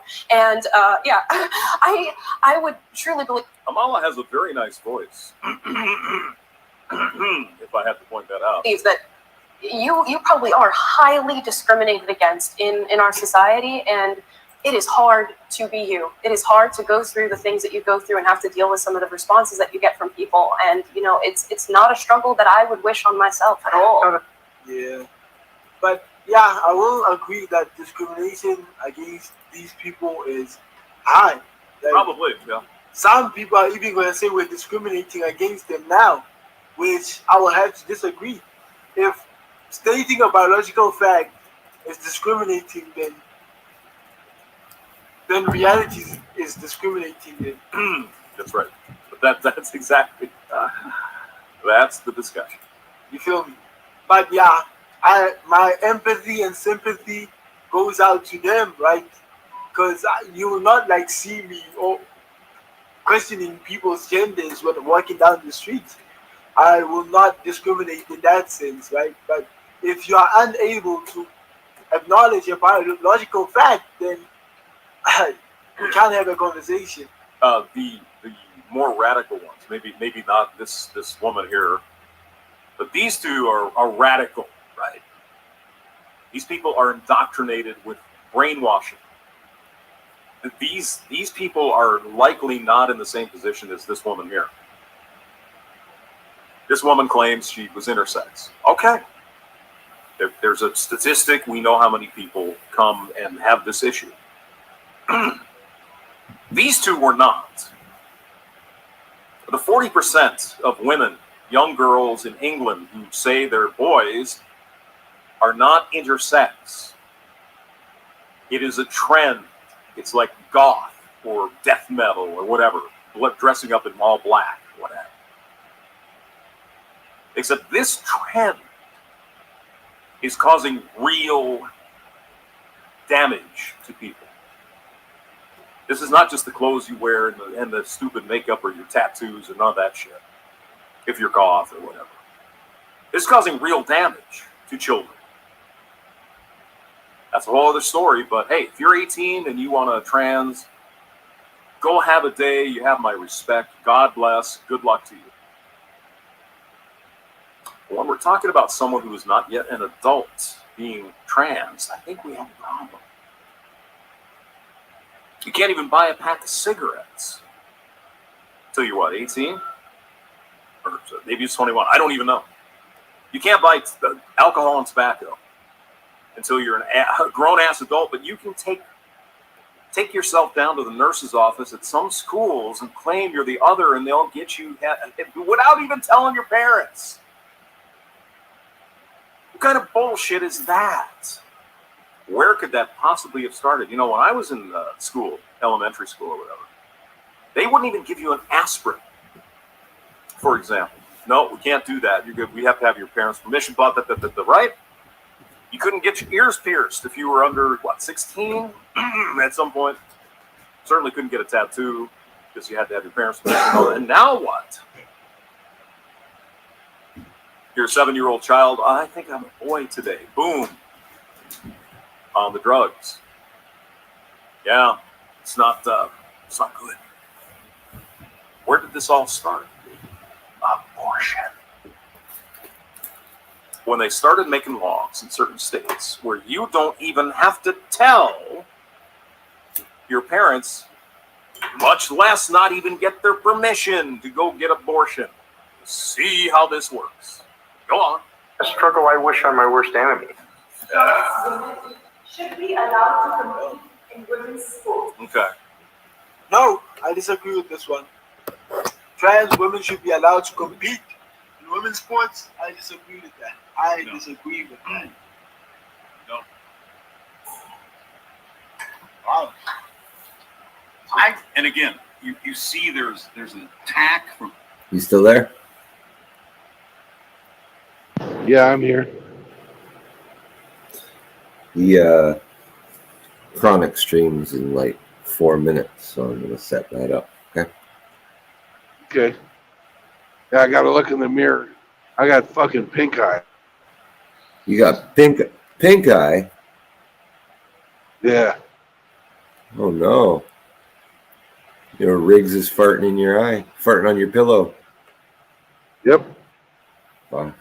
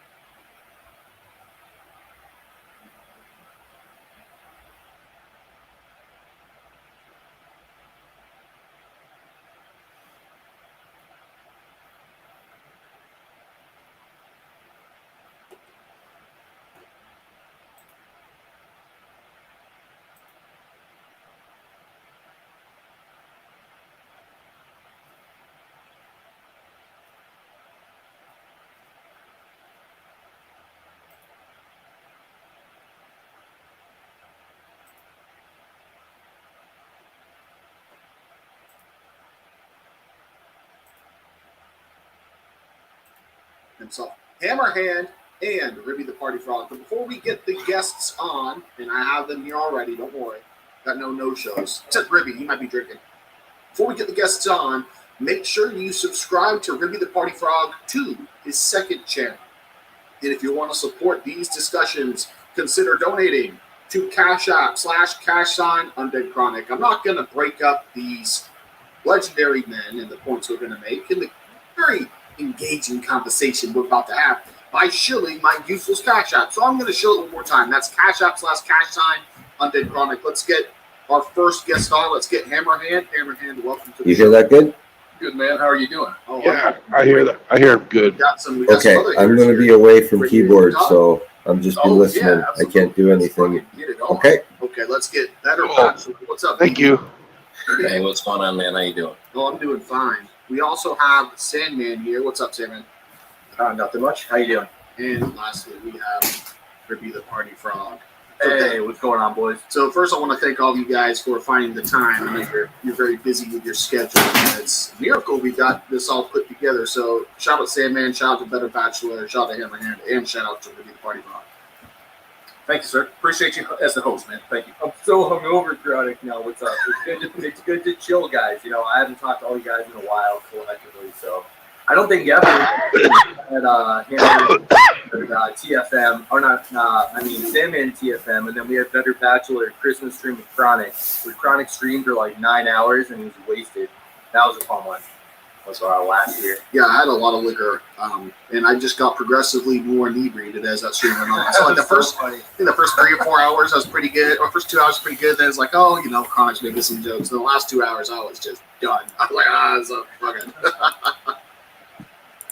But no, we are on the anniversary of the great cucking of Jack Murphy. Not that this stream will be about that, but it's been about a year since we lit that man's financial life on fire, and we're still enjoying the ashes. He sees you when you're sleeping with his wife, and he's beating in the corner. He knows when you pull out. Okay, disgusting. Disgusting. But when we tried to plan the stream last week, Better Bachelor and Sandman, the primary, I should say, reason we were going to talk about was just kind of like, you know, every time we come together, it's about censorship. But last week we were at the point where Hammerhand was off on a strike for medical misinformation, and Ribby actually got his 100,000 sub channel deleted. Why? I put the picture on the screen, and I don't feel bad about it. He was a thumbnail of a blonde chick. Like, it looks like high school graduation pictures. So, yeah, let me put it up. They said it was like not one specific video, but sex and nudity strike. So they're basically saying I was posting like porn, like naked women on the channel, but all my thumbnails were like similar to ones that other people in the community would post, like women in bikinis and stuff. Nothing that bad. But yeah, that's what you said it was. This is you can damn near have tits hanging out on a rap video, but you can't do it on a men's channel. Look at the green, man. I wasn't even that mad about it. Like, I was disappointed, but I'm like, all right. I mean, Chronic's on what, 14 now? Hammer's on his 3rd or 4th. I'm like, okay. Yeah, I'm kind of surprised that lasted 2 years, but I'm like, it is what it is. I mean, if anything, what got me to 100K, Chronic literally told me, he's like, Ribby, I've been finger blasting the algo with these shorts. You start making shorts, do like 6, 7, 8 months of shorts straight, and just see what happens. So that was basically what got me there. And then I stopped doing them because TikTok, I just like needed a break. It was horrible. Well, it's, yeah. But, and also, when I got to 100K, they kind of squashed my growth. Like, I had no growth for like months. No, Better Bachelor and Sandman. Check the YouTube stream. You see that picture of that blonde chick? I'm not looking. Check the YouTube. No, yeah, I'm not. I'm just in the backstage. I didn't know you had the YouTube stream going. Yeah, it was a fully closed one. Oh no, so yeah, no, we're completely live right now. Just so you guys know. But yeah, I don't even have your channel on YouTube. Man.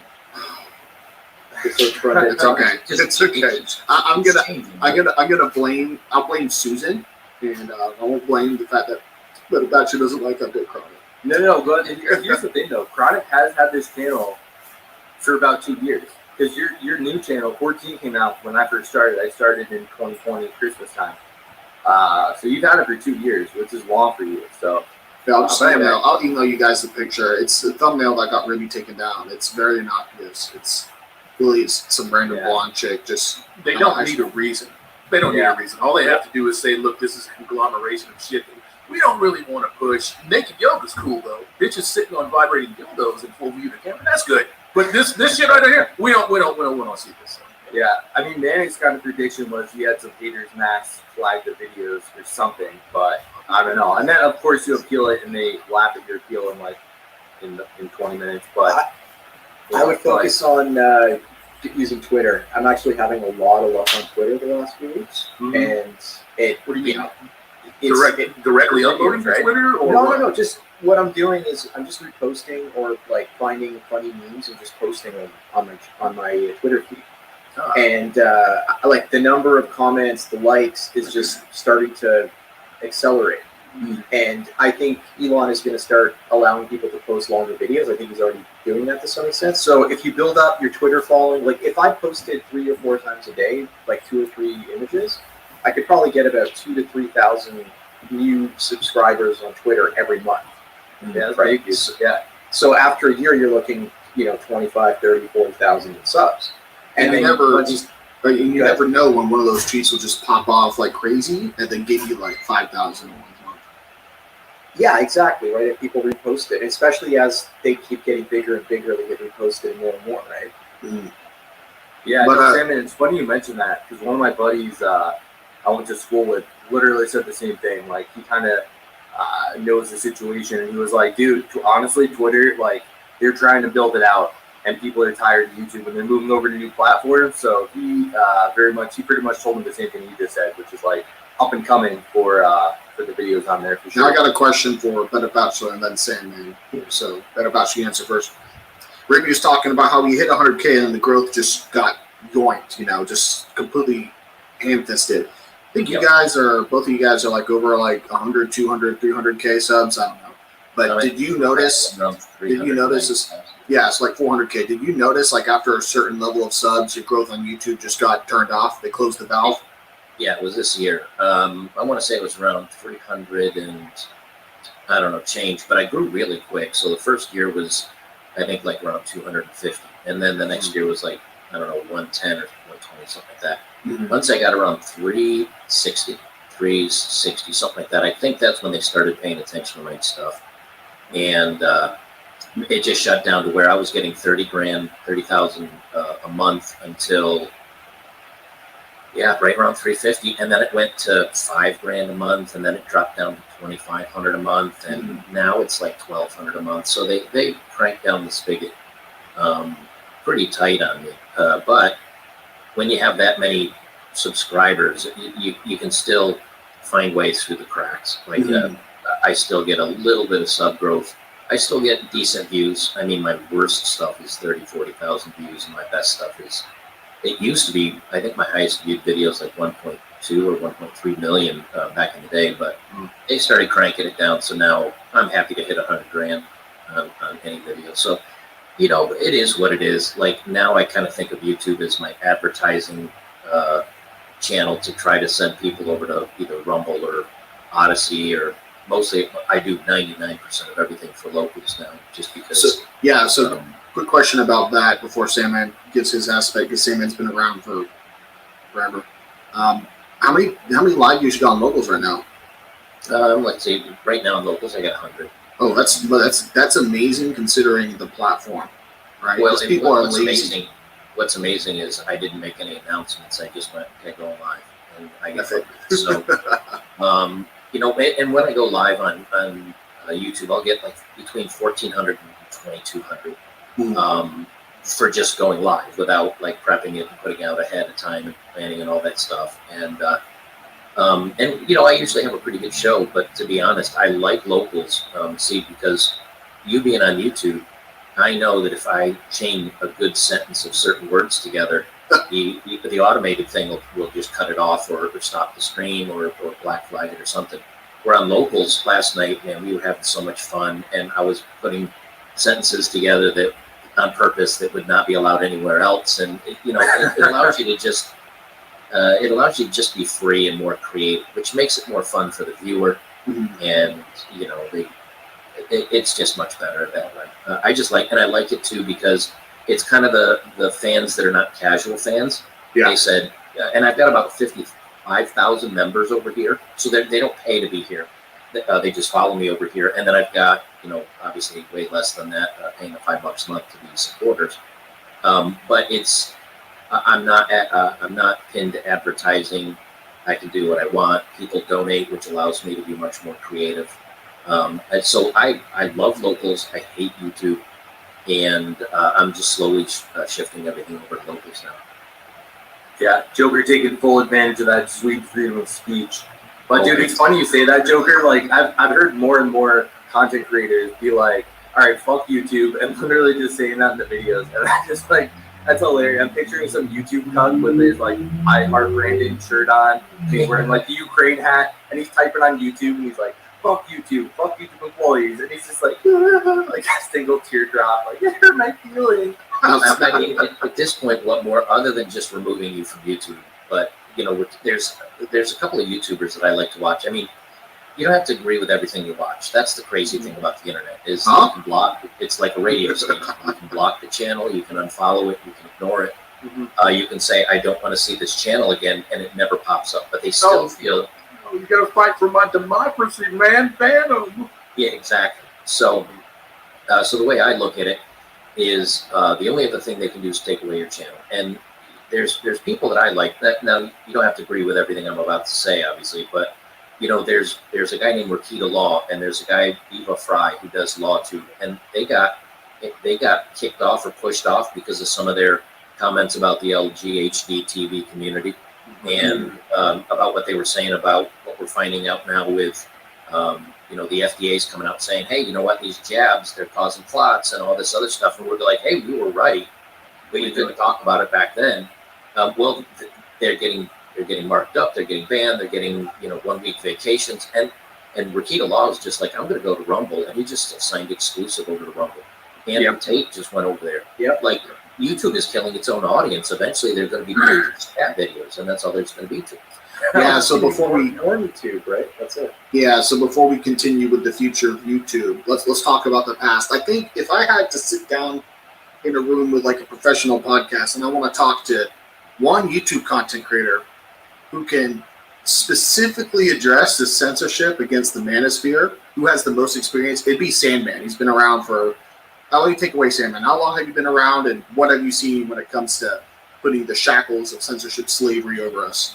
Yeah, it's about 9 years. Now, the first censorship they did back in the day was they would go after copyright. So if you shared a 2-second clip of somebody's video, even though it was fair use, they slap you with a copyright strike. And then you'd be away for a week or two. And so slowly they kind of phased that out. And then the first strike I got was around the end of 2014, and it was a woman in a bikini. So it was kind of the same thing with the Ruby the Party Frog had to deal with. And so they gave me that, and I was kind of like, all right, I'm gonna tone down the bikini pictures. So that was the first time I had to do that. After that, it was the whole adpocalypse stuff, and they basically force people to censor certain things because everything had to be more advertiser friendly, and then they started the slow demonetization where specific videos were demonetized. You had to appeal them, and the orange button. And so what I would do is upload and then appeal at when I uploaded it and wait 3 or 4 days and it would get approved, and then I would release the video. So and slowly they've ramped it up, but like everyone's saying, they're going to kill their own platform. Yeah, I mean, I kind of wish the best African American in the world, Elon Musk, would have bought YouTube. But me too. Yeah. It's I guess like he doesn't care about YouTube. He's just on Twitter. But it's kind of funny how the censorship kind of changed in nature and what they cover. So at first, it was any reason to make sure Manosphere, MGTOW, whatever, men can't make money on YouTube. And then it's turned into, because there's ways around that, like Sandman and TFM. And I'm not sure if you did sponsored ad spots that are Bachelor, but there was a period of a couple years where these content providers they have their audience, they're somewhat growing, and they would have sponsored ads that they find themselves. It's like the perfect system. We don't want you to be monetized because we don't want Dove soap appearing next to Undead Chronic talking about yogurt punitis. And because that's going to make Dove soap look bad. Well, Undercrown can go get an ad with, I don't know, or TFM can get a sex toy ad, or Sandman can do an ad for a book from one of his subs. But now it's at the point where they'll just take away your audience. They'll take away the business you created on YouTube, so you don't even have that. So if I was to, I'm kind of sticking around with YouTube on all these channels because first of all, it's kind of a hobby.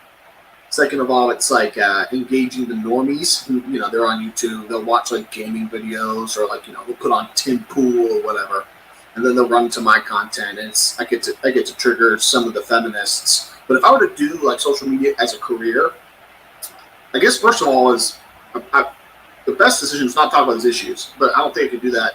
Have a career in social media or whatever it is and feel good about myself and just completely ignore the thought apocalypse. But number two is, don't use YouTube, right? Or use it like Better Bachelor does. It's an advertising platform.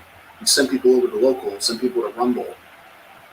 Yeah, what I've been doing recently, I've made YouTube videos and then I started up locals and locals started to grow. And what I found that if I did a video on locals, we're saying what we want to say. I have fun. It's relaxed. It's fun. It's more interesting, at least for the viewers.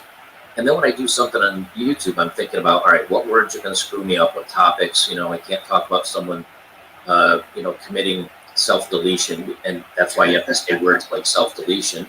And I think instead of self-deletion, what I've been telling people recently is I think they should go to Canada. Sorry. I just covered that. I haven't released a video about it yet, but it's hilarious because there was a woman. Did you hear about the woman, the vet? She wanted a pair. She wanted the device that takes you up the stairs. She wanted a ramp, like a wheelchair accessible house, right?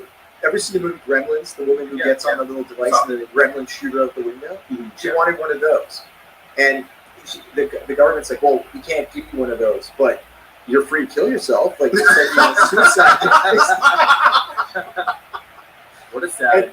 Yeah. So she actually went down to Parliament, and they had hearings to see what was going on. And it wasn't just her; it was 4 or 5 other former Canadian vets that they were telling to go kill yourself. And in March, they're actually expanding it to mental illness and poverty. So if you're poor and you feel like your life sucks, you want to kill yourself, we're going to kill you, right? We'll send you to our suicide booth. What? I said as cheaply as possible to kill you. I'm telling you, I'm telling you guys. These are policies that a certain Austrian painter implemented back in the 1930s. I'm telling you guys, American kids in middle school are going to start finding the fat kid or I guess it won't be gay kid, it'll be straight kid. And they'll start bullying them on the playground and say, you should move to Canada here. Here's a crowdfunder. We're going to get you a ticket to Canada. It's going to be how just to prank your buddy, spike his drink, he just wakes up in Canada. Oh, man, no return ticket home. Okay, but this wasn't done. Well, this is socialism slowly getting socialism/Marxism slowly getting sprinkled into everything. When they're now saying, "Hey, we need to save money on healthcare, let's just kill the people." And and the thing is that this is starting to slip towards Marxist, Maoist, whatever, and people are okay with it. They're going to slowly boil everybody in the pot, and then all of a sudden people are going to say, "Holy shit, this is horrible," and it's going to be too late, man. Like you voted it in, and that's why they people are keep. okay with it, man. I think that there's a big and growing section of people out here that are ready to give their all to push these people right off the fucking edge of the planet. Well, that's one of the reasons why they're going after kids so hard in schools and trying to get them to, stop critically thinking and stop being logical and just follow the science, as they say, and just listen to the experts. Yep. And the experts are going to tell you to give up all your armament and, rely on basic universal income and just quietly sit there until we don't need you anymore, and then we're going to off you. So it's done by design. I mean, if you look at what happened with the Der Führer over in Germany, he went for the youth, and that's what they're doing. The same play here, except they're going a lot slower. And none of this was known until the lockdowns and kids learning stuff from home, and people seeing their kids on the cameras going, "What the hell are they learning?" And all of a sudden, the veil got cracked.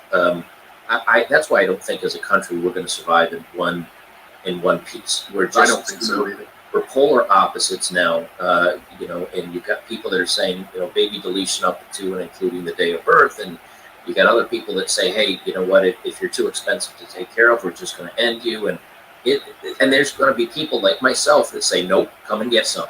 That's right. Well, look what's going on in Canada right now. The 3 Western provinces have decided to just tell the federal government to F off. They're like, we're not implementing your policy. It's Alberta and who else? Explain that a little bit more there, Sam. Yeah. So explain what part of it, like what's going on. What led to that, and what are they saying now? Well, they're being disrespected, right, by the federal government. The policies, they're implementing policies that the people don't want. So they're just fighting back against it. I mean, I don't really know too much about it, but that's what I'm hearing.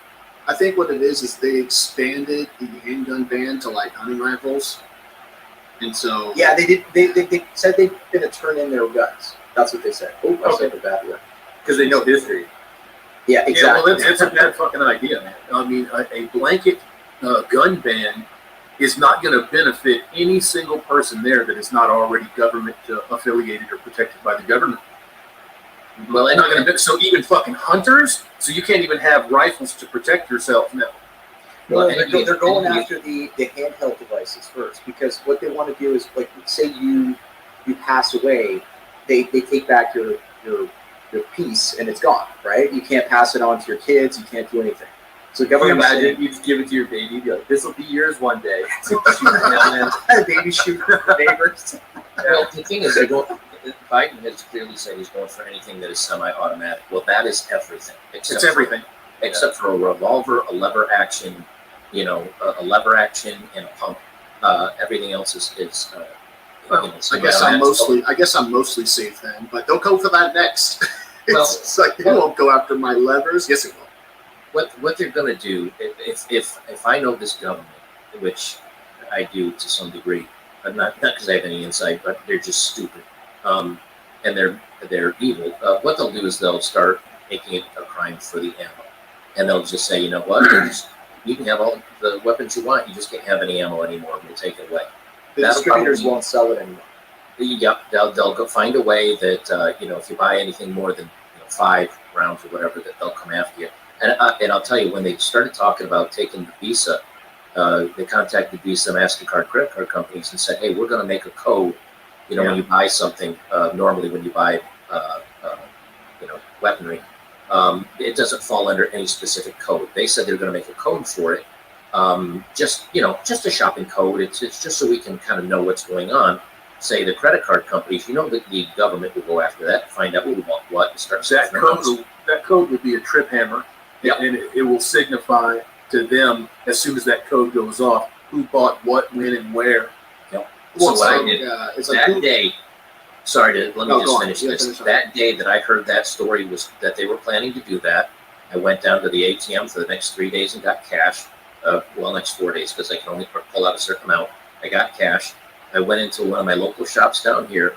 I bought myself a nice, shiny, new long-distance hole puncher that shoots the 5.56 and 223 rounds. Mm-hmm. And I got 4,000 rounds of ammo. and I paid cash for it. And now if they want to come sniffing around, good luck to you. I'm not going to be on anything, but I've got more than enough for. I've got everything from a pocket weapon that I can carry around that's concealed, all the way up to something I can put a hold in something about 1,500 meters away. So, at this point, I'm good. I'd say to anybody that can afford it, go out and get whatever you need now, because they're going to keep coming and coming and coming. And before you know it, everybody's going to, more boating accidents where things were lost than anyone could ever believe. But that's what you're going to have to do. Yeah, I think we're going to see some reprieve when it comes to the wokeness, because the economy's turning to shit, and slowly a lot of the companies are going to have to shift away from a lot of these policies, and governments too, because people won't want it. I mean, I'm not so sure I don't think I have the same sense of faith in the fact, because this is a religion for these people. They're on jihad, they're on crusade to make everything woke, and they don't care if we're all starving, as long as you don't identify as, the wrong, whatever it is. As long as we all have ambiguous genitalia in their eyes, it's okay if we're starving. But if they're in power and the economy's bad, people are going to vote them out. Well, you say that, but look at the midterms. Until we fix this mail-in and month-long stuff, and being able to go out and harvest, which by a lot of areas is okay by law. Somebody in a city can go to one apartment building, knock on doors, and fill up with 300 or 400 ballots. But when you're out in the countryside, and you live a couple miles apart from your neighbor out in Kentucky or wherever, it's not going to happen. But where the difference, I think, what will happen if we are going to survive, is the states are going to have to go back to having more power, and they are already, because of the 10th Amendment. The states have more power than the federal government in many ways. So you take Florida, for example, and he said, nope, we're not doing, DeSantis said, we're not doing this, we're not doing this, we're not doing any of this stuff. And I think more states, and DeSantis won by 20% in votes, because a lot of people moved out of California and New York and Jersey and went down to Florida because they liked what was going on during the lockdowns and everything. So I think we're going to become a very bifurcated country. And everybody sure, we already are, bro. Well, I mean physically though. Like we already are. Think about this now. Think about this. In the last 8 years, our election cycle has been split nearly 50-50. Yeah. So we already are that. And people are already taking the mask off and saying, look, if you're a Republican, a Christian, a conservative, fuck you. And then the other side of that isn't quite that aggressive. I still haven't kind of figured that out yet. We need those people that identify on the right side of things to get their balls up a little bit. Not shaming language, but to get your nuts up a little bit and start pushing back on these fucking people. I think the difference is the left wants to take over and the right wants to be left alone. And a lot of people on the right are saying, if I stick my head in the sand and I just try to avoid all the craziness, it'll blow over and they'll ignore me and I move on with my life. And what you're starting to see now is that's not what's going to happen. And I think what's key, and when I was saying bifurcated, what I mean is people are physically moving from states to other states to restart their lives. Florida will get more red. California will get more blue. New York will get more blue. Tennessee, where I came to, because I already have property down in Florida, that's going to get more red. And pretty soon it's going to be these states vote this way and these areas vote this way, and it is what it is. And that's the end of that. And we're going to get on why in God's name does California feel they need to have say on anything Florida's doing with a bill they're putting through on school? That's what's going to destroy us is the left feeling they have to control everybody and tell everybody how to live, and that you must drink the Kool-Aid. And the right is getting fed up. And I think when the right truly gets fed up, that's when things are going to get really. Remember what happened the last time the right-ish of things got really fed up? Well, it wasn't. Yeah, and it wasn't pretty. Well, what I'll say is, we'll have these states being hyper-polarized, but in the national elections, it's going to be the left that wins, because let's say the right does honest elections, let's say New York, California, all these blue states, if there's any, and even for the purple states, if there's any foothold of Democrat liberal policies or enough Democrat and liberal ideologues, they won't push the right scales on the system to make that state turn blue and stay blue forever. So we'll get a situation where all these red states are under the thumb of a nationalist blue federal government. There's a reason why the southern border is having millions of shiny new Democrat voters that are coming over here with no jobs, no language, no nothing. They're being held, given paid Visa ATM cards and cell phones, and they're being shipped all around the country, mostly to red areas. There's a reason for it. And a lot of people don't know this, but when they passed the this most recent inflation reduction that really didn't have anything to do with inflation reduction, in there was a clause to try to make any illegal immigrants now citizens. They tried to sneak that through, and they're going to sneak it in one of these 3,000 or 4,000 page bills where people don't read it, and all of a sudden they're going to sign it, it'll pass, and all of a sudden it'll be, hey, these 11 million people are now citizens, they can vote, and there you go. And I'm telling you right now, they're going to sneak it in through something, and once they do that, the Democrats think that they've just purchased themselves voters, and that's what they're doing. The problem is that as soon as these people see the policies, and as soon as we are going bankrupt, there's no other way about it. We're going bankrupt, and that's why they're going to do the digital currency so they can reconfigure our debt. Because at this point, with the interest rates currently, we can't afford our own debt, and so the noose is around the neck. We're standing on the edge, and it's just going to take a couple little things to shove us off. And when we start going bankrupt, I think a lot of those people will go right back across the border because we don't have the money to give away anymore, and the middle class will be eroded. And I swear to God that's why I bought 25 acres. I'm building a home. I'm spending most of my cash that I have right now to where I have a well and solar panels and a 5,000 gallon propane in-ground tank that I can cook off of and run generators off of for a decade. And hard goods, right? Stuff that it doesn't matter what policies come out, it maintains its usefulness. That's it. It's meant to get you through all of those unsettling, uncertain times, but you've got to be able to hold on to it too. Right. Because when shit starts to get rocked, when everything around you looks like Katrina 3 days after Katrina in New Orleans, it's going to be tough. Well, the good news is that if things really fall off a cliff, and I know this is way off topic of where we're going today, but I will tell you this much. I count food in calories. So I say, okay, 1,800 calories is what I need a day. I need 50 grams of protein. And so when I go out, I buy long-term foods, beans and grains and things that will last a long time. While I'm renting, I have probably 500,000 calories here in the apartment I don't touch. When I buy my home, I will make sure to have the same backup, at least a year or two of food. I've got MREs here that are good for 20 years. I've got 3 months of those. It's expensive, but I'll tell you something. All you have to do, you don't have to survive forever off this stuff.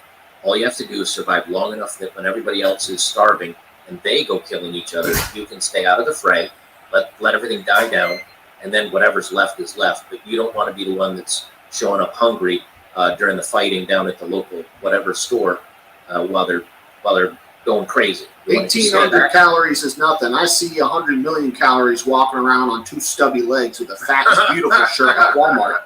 From the segue at Walmart, yeah, I'm just picturing like some 300-pound land whale like smashing a simp into the grocery aisle with a bag of Twinkies. Like, they're mine. I'm gonna starve, bro. I just saw Manic's hand shoot up. He's volunteering. It's like no. Things will literally pop off, especially around the big cities when if the diesel prices, because all it takes, and I don't want to get on my pedestal here, but all it takes is us getting into a conflict with China or Russia. Somebody hacks our oil line or an electrical plant or a diesel manufacturer, whatever, a processing plant. That fuel completely goes away for a couple of weeks. Biden's already taken our reserves down to nothing. We may have 30 days worth of. If they hit our diesel and no more food deliveries going to these big cities, there's no farms there. It'll be a matter of weeks for the collapse, and all it takes is one hacker to hit it right. So you better have backup plans. That's all I'm saying. Now let me ask. I worked in that chain before. It'll be days. Let me ask 3 days. Let me ask Sandman a question, and everybody can answer in turn. Sandman, Canada, America, very similar countries. We'll just say America. We include both of the countries. If Canada or the USA, this is for all the guests in here, if they declared war against evil Putin man or China, whoever, and they called a draft, would you fight for your country? For me, I would gladly rot in a jail cell the rest of my life before I lose even a drip of pre-ejaculate off my, not blood, not even pre-ejaculate. Is this country? Because war gets you that excited. We're going to war. Look, if they tell me it's time to go to war, and I go overseas and I fight, and I come back, they'll probably just tell me to kill myself. So there's no point. You survived. You were supposed to die. Here you go. Finish yourself off. Yeah, they're gonna have suicide booths on the street, right? Like just like a phone booth, but not. Well, they got Narcan booths here in Kentucky now. Oh, Jesus. I'm not joking. That motherfucker, it ran out in an hour when they put it up. What exactly are you talking about? Narcan. It is a antidote to opiate overdosing. Oh, okay. So what, you just take the booth, you go in and there's stuff to take to help you alleviate. Yeah, it's purchasable, right? These people, the pharmaceutical companies put it up. It's purchasable, and the stock disappeared in 1 hour. So this is all just the opioid crisis stuff. Yes. I think as a whole, and to answer your question, no, I wouldn't. The only thing I'd do is I'd say, sure, I'll help you out. Let me get some stuff together. And next thing you know, I'm feeling out week in the Philippines. But we'll go out to get some milk. I guess some cigarettes. Pack of cigarettes. That's it. But I'll tell you this much: you have to stop worrying about what society's doing, because you can't control that, but you can control what you do about it in your own life. You better take care of yourself, because things are going to hit the fan pretty hard. I keep a substantial amount of my wealth on crypto keys that I own, right? So if I need to leave the country, I can get away with something and I can start life someplace else. Because look, right now, I don't know if you've been paying attention to what's going on with BitChute. Their banks have frozen their bank account.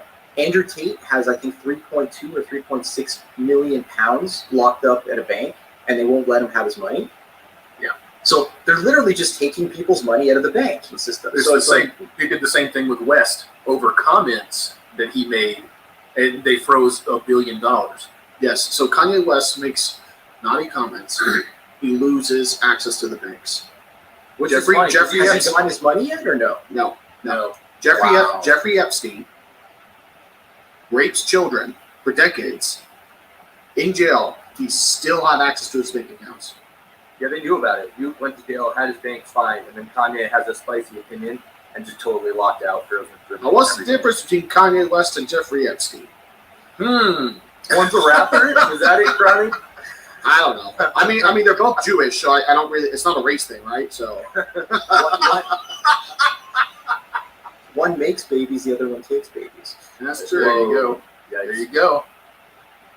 Well, it's one of the reasons why I'm spending all my money on land and a home, and until the government takes that land away. Until the government takes your land. Yeah, that's exactly what I was just going to say. You know, at that point, what do you do? Like, you leave. You go to the Philippines, and you find yourself. You stand the fuck up, and you just, if you're ready to cash it in right now, then you've got to do that. Oh, I feel you. And it's the thing is, though, that it's baby steps, right? Like, I'll get my own land, I'll get my own food. If they come to take that away, then maybe it's time to be worried about the other stuff. But Joker's got to go like Home Alone and sell like booby traps and stuff. Like the feds come with marbles. You're like, whoa! The glowing agents are trying to go up the stairs, and then Joker opens a closet, a bunch of fat chicks roll down, crush them. Dude, I'll say it. You laugh about that, but there's a reason why. Like they had some traps that they used over in Vietnam where it's like a rolling drum of nails, and you'd step on it, and it would only roll one direction. So not only would your leg go down into this trap and nails pierce it all the way down, and rusty old nails pierce it all the way down, but then the wheel would lock, and your leg is poked full of holes, stuck in the ground, and you can't pull it back out because the wheel's locked. The reason why I know that is because I looked up booby traps. It's also illegal to do on your property, but at that point, if they're coming to take it all, who cares what's legal and illegal? But How about a large pizza for Joker? How about every 2 months, there's a story or two that comes out, or federal agents shot and killed while serving a warrant for child material, and then they all do the interviews and it gets hushed down real quick. But it's just like, I don't think this guy. I think he never seemed like the kind of guy. He was nice. He had kids. He would never do this, and then it just disappears. What was happening? I would put money down that the feds are like, this guy's a problem. Let's get rid of him. Here's a warrant for a child, whatever, and that guy's ready.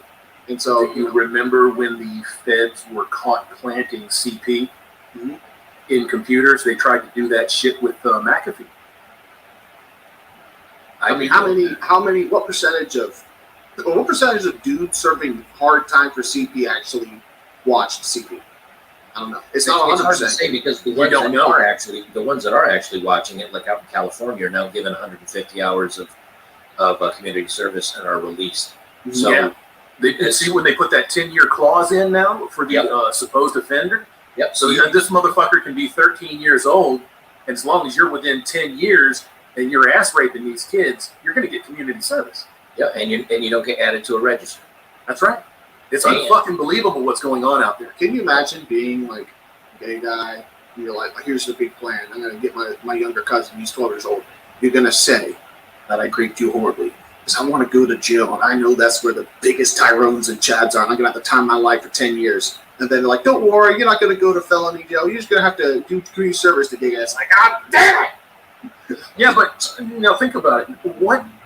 What is that if it's not an incentivization to just continue on and do it? It's that plus demoralization. Yes. Again, part of the whole thing of this deal is demoralization, where people just say, I can't anymore, I give up. And that's what they want you to do.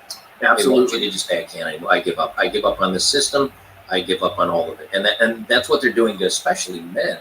I mean, if you look at the movies, if you look at commercials, if you look at TV shows, if you look at everything, it's men bad. Even though men are suffering and men are falling behind in so many areas, they still come up with the men bad until the point where the men are acting like women. And then it's easy to take over because everybody's emotional and thinks with their hearts and instead of their brains, and they can scare everybody into thought. That's what they're doing. It's Better Bachelor, you saw how they did Henry Cavill dirty, right? Yep. Oh, yeah. Oh, man. Awful. You saw. Go ahead. I know what you're going to say. Go ahead. What are you talking about? Cavill. Oh God, I don't know. Like, look, he backed out of The Witcher because they were going to make him a secondary character in his own show. And he already was. Well, he was, but not really, though, right? Like they put two female leads in there to kind of they just started shitting all over the Lord. But he got together with one of them. There's with Yennefer, so it kind of balanced out a little bit. Second season, compared to the first, was kind of whack. I didn't really like it. And then he backs out of Witcher. He's thinking he's going to do Superman, and then boom, you're like, you're not doing Superman either. It's like, well, what's he going to be doing now? And then people are like, well, maybe he can become James Bond, but that's not going to happen. He's too masculine to be James Bond. He signed on for Warhammer 40K. I saw that, but people are saying that that's going to turn woke. They're going to destroy that too. He's a producer, though. He's a producer, so he's going to do that. But no, the thing that really struck me was the fact that they tried to come out and Me Too this motherfucker like yesterday. What? Yep. They came out and tried to Me Too him. Yep. Saying that he was saying not necessarily sexist, inappropriate things that I heard, but that supposedly that he was difficult to work with and was not doing what any of the he was making the women feel afraid and all of this shit. Yeah, just what's a fucking horseshit. Like look, he was saying he was making women feel bad in certain situations. But it's not as bad as like Me Too, right? It's not booty grape, but it's definitely grape on the same level as normal grape. So emotional grape. Yep. Well, it's the insinuation too, because in the same tweet thread that came out where they're trying to insinuate the Me Too shit and started pushing, they were also pushing about the fact that while he was in his 30s, he was dating a 19. So what? So what? She's 19. She's a fucking adult. She can make her own decisions. It's not illegal. Shut the fuck up. They're not going to go after Leonardo DiCaprio. He's been doing that for like 30 years now. I think he's just got too much capital. Well, he's also part of the green agenda. He flies around. That's true. That's true. You can have your underage kids if you're part of the fucking agenda, man. Now I'm speaking. So, Riddy, I sent you this text screenshot. What? 3 days ago? Yeah, 3 days ago. This is kind of on top about older men dating younger women. So, I'm talking to this 18-year-old barista chick, and as I say, you don't want to prove anything to me.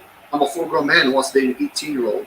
She says, I'm in my prime, baby. Older men are very attractive. And I say, well, 28-year-old women call me a pedophile all the time. She says, old bitches are such prudes, to be honest.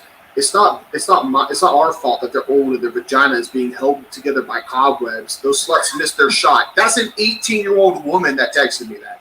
Okay, everybody knows. I kept like, this bitch is texting me things I can't even say on YouTube. Like, god damn. But yeah, they're saying if you're 25, you didn't go who's 20, you're a pedophile. But the actual pedophiles, they're allowed to strip in front of children during drag shows. But a 40-year-old woman dating a 20-year-old guy, that's great. Oh, Slay Queen. It's empowerment, bro. Empowerment.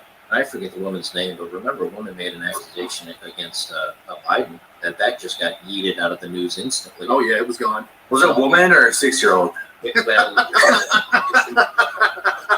But I was gonna say I heard you guys grabbing a coffee in the other room talking about the Superman thing, and I'm like, the funniest thing is that DiCaprio, they just see when they're like, you go girl, you're 50, you want to date a 20-year-old, that's empowering. You get that stud.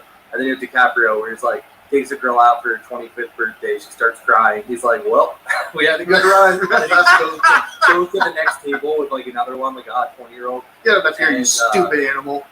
Yeah. Oh, that's great. But I think I posted a meme this back when I had the big channel like a year ago, and it would be like, I dated Leonardo DiCaprio, and it was like his face over somebody escorting the old lady to bed, and she's like 26 or 27. He's like, sure, That's you did, awesome. Grandma. Let's get you to bed. That's awesome. Gets him so mad. Somebody sent me this really cool poem I'd like to read to everybody. Go ahead, sure. Okay. 'Twas the night before Christmas, and in Uncle Sandman's house, not a creature was stirring, not even Fat Cat. TFM was nestled all snug in his bed, while visions of Celestina danced at his head. Flick, his handkerchief, and Pop in his cap had all settled down for a long winter's nap. When out on the lawn, there arose such a crash, I grabbed my gun to bust a cap in that ass. When what to my wondering eye should appear but a miniature sleigh and 8 tiny reindeer. On Rolo, on Cappy, on Chronic and Elon, on Joker, on Taylor, on Hammer and Black Pigeon. As I rocked and fly away into the night, I heard Santa exclaim, Merry Christmas to all, and to all a good night. There you go. That's hilarious. Nicely done. Yeah, so funny how you brought up Black Pigeon, because so we in the manosphere have considering all the censorship, considering all the channels, because it's not just our channels that get yeeted. Like, we're almost like the generals. There's like, how many thousands, tens of thousands of channels with like 100 subs, 1,000 subs, 2,000 subs just get yeeted, and we never hear about it. Just they don't have the chance to get up to like 20,000, 50,000 subs. But despite all the censorship and cultural forces against us, we have an enormous influence on culture. So like the first time I kind of realized that was when, randoms who don't watch our content, whatever, started using simp and cuck as an insult. Yeah, they don't use it right all the time, but they're associating the word simp and cuck with, being bad. Now you see chicks on TikTok saying, I want a guy who simps for me. I want a simp. Here's why simps will win in the end, whatever. Mm-hmm. But the current kind of talking point that, the Tim Pool crowd, I don't know what Black Pigeon really believes. I think he just talks about stuff. But Black Pigeon will bring it up like the rise of the new male. And anytime I talk, well, look, a lot of these guys, they're all anti-MGTOW, but they're all MGTOWs. Like Black Pigeon is single and he's living in Japan, and then you get Tim Pool. I mean, he's got a girlfriend, but he's not married. He doesn't have any kids. Then you get Andrew Tate. He says, being with women and in a living arrangement is suboptimal, and he doesn't want to do it. So what's going on here? They're all going their own way, but they can go in their own ways for losers. But they just want to lead the pack, man. Yeah, but the conversation that young men are dropping out, it's not one of my favorite YouTube songs. I totally blanked on this guy's name. It's a rap called Herbivore Man. When I'll play at the end of the stream, the opening to that song is like, I don't know, I think it's 8 seconds in one of your videos, Sandman, and it fits in so right. You're talking about Herbivore Men, right? You're saying Japanese men have seen that their culture is narcissistic, degenerate, and they don't want to take part in it. Well, the women are awful, right? The women just control them, and they give them a salary, an allowance. Allowance. There we go. Yeah. Yeah. So they give them an allowance, and they're like, "What? I get $100 a month, and I have to work like 80 hours a week. Like this is ridiculous." So, like, I want to do this. So we've all been talking about how young men are dropping out and dropping out at higher rates. And I was on a stream last night for like 30, 40 minutes with the guy who, I mean, he's just, he's, I don't want to say typical, but he's anti-democrat. He's like a conservative who's into investing. He's this 40-year-old black man. And he's just like, there's a labor shortage. All these young men are lazy. These young men need to, if I was Jeff Bezos, I wouldn't pay them $15 an hour. I'd pay them minimum wage. And then you see Dave Ramsey saying these guys are man children. They need to get out of the basement. They get kicked out of their house. The normie culture is starting to understand that young men aren't playing their game anymore, and the response is shame, right? Because it's not working. It's not working. It's like you get shame, and like the 20-year-old dude living with some bros or living with his parents are like, I might actually care. After I hit another round of Minecraft, 8 hours later he's sleeping. Well, look, there's a video that came out. Like Joker was talking about this, I think yesterday or today. You were talking about it, right?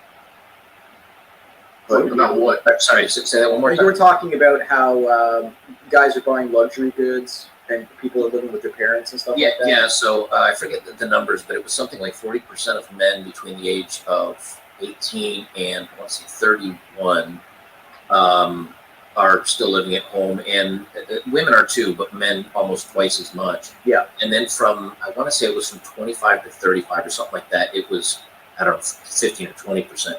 And so what guys are doing, I think, right now is that the young guys coming up are saying, something.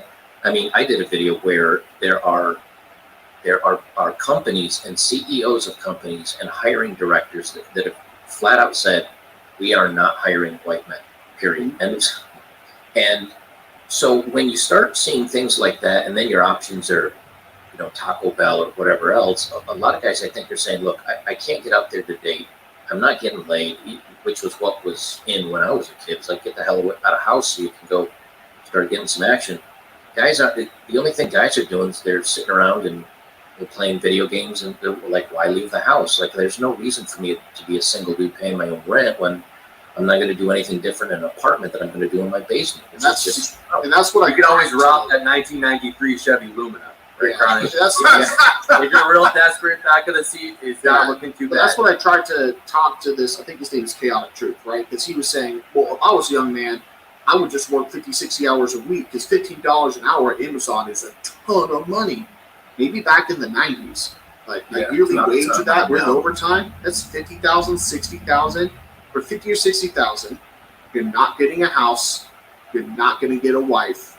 You're not going to build a family. So there's not even accounting for your taxes, dude. It's taxes going to take like a third of that. It's why do depends on where you live. Look. If you live in Florida, if you live in Arizona, you can buy a house for like $250, right? Only if you're north of the lake and not in the coast on Florida. If you're anywhere south of Lake Okeechobee and you're in a coastal region that's 20 miles inland and out to the water, it's like you ain't getting shit. Yeah, it's like let's think about that, right? So it is possible. Yeah. I saw Tucson. I saw Phoenix. I saw. It's possible, but the situation Southwestern Florida, there's stuff like this. Look, I've got an allergy to the cold. Literally, it's called urticaria. Right? Why are you in Canada? Shit. What are you doing? Look, I have I get itchy. I get red welts and I get itchy. It doesn't matter if I'm indoors for like days. Interesting. Wait. Were you ever a dating coach? I think it might be something else. A dating roach? What? I'm making a joke, Sam. Like John's strengthening lifestyles. He's like, if you think about it, HIV isn't that big a deal. They have meds for it now. Yeah. Like, Jesus Christ, bro. His viewership would double overnight if you just put on a shirt, right? That's all he has to do. Yeah. So, but what I'm saying, Sam, is like there are houses you can get with $50,000, $60,000 a year, right? But here's the situation. Okay, young man, you're gonna work 50, 60 hours a week at Amazon and make just enough money to get a mortgage on a house with a crazy high insurance rate that's 45 minutes away from the Amazon plant. So you're going to work all day, commute, go home, have an hour of spare time for a shitty house that no bitch wants to move in. Okay? Like, there's some guys that do that. It is possible, but for the majority of young men, it's not enough of the Look, if the guy is good looking, it doesn't matter if he lives with his parents. He can still get action. Oh, if he's good looking, he's not in the position where he has to like build up resources going to Amazon. Like good looking people will typically deliver that package straight to the stores. Exactly. All out the back of the throat. Yeah. But given hypergamy, which we all know is the thing, for the majority of men, we're just talking about guys like they're not going to work, they're checking out of the working world, and so what's going to happen is that's just going to raise inflation. Inflation's going to go up, and then they're going to be like, we're just going to keep raising interest rates to get this inflation under control. And the guys just be like, I'm not working, and so there'll just be too many jobs and not enough guys to fill them, and it'll just get worse and worse. And they'll vote for the government to give them free money, and then they'll welcome in socialism. It's all done for Well, actually, if you look at, you're totally right. There was actually a video on, there's a channel I follow called Wealthy On, and the host, Adam Kager, was interviewing somebody about this, and he said that the majority of the guys who are living with parents or just, like renting a room and not working, they're on some sort of government assistance for the most part. So like the majority, like around 50%, 55%, something like that. Yeah. So this is government created. So the government is creating this on purpose. And the government's not worried about it because they're welcoming in plenty of hard workers from the southern border. They're gonna exactly. Look, Canada's immigration policy is I think 500,000 or 600,000 people a year, which is almost as high as the United States. But we're a country 1/10 the size. Exactly. So if you kill, like last year they killed, 2021, they killed 30,000 people with these suicide rates. This year it's probably going to be up to around 40 to 50,000, and then next year when they open it up to mental illness and poverty and all kinds of other things, it'll probably get up over 50, 60, 7,000. So they're just getting rid of the old people by having them volunteer to get rid of themselves. And that sounds really familiar, considering that was about exclusively what our COVIDs killed. Well, we don't know, right? But we do know that it's causing all kinds of other problems, right? Yeah, you ain't got Social Security. I don't even know if we're allowed to talk about this. That's true enough. I mean, they don't have Social Security anymore. They don't have it. They're borrowing from Peter to pay all. Look, the interest rates, if they keep raising interest rates, the housing market crash of 07, 08 is going to look like a walk in the park compared to what's coming. Considering the value of what's been put on this shit. Like out there in Vancouver, you know all about that shit. Well, what, a $2 million crack share? Come on. Yep. Yes, sir. That's some rich asshole in China is going to buy and just sit on to make money in 10 years. That's right. Just waiting for the property values to go up. He'll knock it down, put up a mansion, and it'll sit empty. So they just put vacant house taxes. So people can't even go down south for 6 months in the year if they've got an allergy to cold without getting a vacant home tax slapped on. Well, the Faustian bargain that the government's made with borrowing so much money is now that if we raise the interest rates to stop inflation, our government goes insolvent because they can't pay the interest on how much money they've borrowed. And we have to keep borrowing. So they can't raise the interest rates too much or they default. They can raise them too much, but not for too long. Right, like it's all right because they got to roll over all the debt, right? It doesn't all kind of roll over at once. True, and they've raised the problem is they really, like back in the 80s, they raised it 200 points. Now they're talking about raising it 50. Right. I forget. It was something like 20% interest rates. I remember. Well, that's if you wanted to borrow money. Like I think it was just like 11 or 12%. Yes, it was ridiculously high, right? Because they had to get over the inflation rate and get it under control. Right, and so these companies that borrowed so much money at 0% interest to keep themselves afloat and to buy back their own stock so they can keep the market falsely inflated, they can't borrow that money anymore with the rates going up. So there's a lot of zombie companies that are insolvent, and the Washington Post is laying off a bunch of people, Amazon. Oh no, not the Washington Post. Those fuckers are fighting for their lives right now. So yeah, come on, guys, what's wrong? You don't want to have inverted bond yields? Come on. Well, when all this goes down, though, the end result is that either we go insolvent or we let the inflation continue to go, because remember the interest rates going up affects big businesses, affects our government, but they have plenty of money. So instead, if they let the inflation go up, a company that says, well, this product cost us X amount, the grocery companies are making record profits, even though yes, I know. So these companies are going to pass it on to us, and they don't care if the inflation continues to go up. So I think the interest rates are not going to correct the inflation. The inflation is going to continue. Your money is going to be worth less. Well, It dropped down to, I think it was 7%, 7.1. So what I think is going to happen, because when you raise or lower interest rates, usually the effect, the cure is seen 6 months to a year down the road. So we're only now starting to see the interest rates affect the economy, and it's been like 9 months now of them doing this. So I think somewhere in like May, June, they're going to stop raising interest rates. Now they're saying, they're done for this year, but they're saying that it's most likely going to continue into January and February. So I'm thinking somewhere in the middle of next year, they're going to stop. The economy is going to go really bad. It's going to be deflation. The money supply has already going negative, at least here in Canada. So you're going to see deflation. You're going to see, the price of things starting to cool off. And that's what they're hoping. They want to get it down from 7 to 2. Let's say if they could do that. Now, if it takes longer, they might go until September, October with raising interest rates. But that's going to have a knock-on effect of lowering real estate prices. That's going to have the effect of lowering real estate property taxes. So the governments are going to get less income for those things. That's going to have the effect of lowering asset prices on stocks and other things. So that means less tax revenue for the government.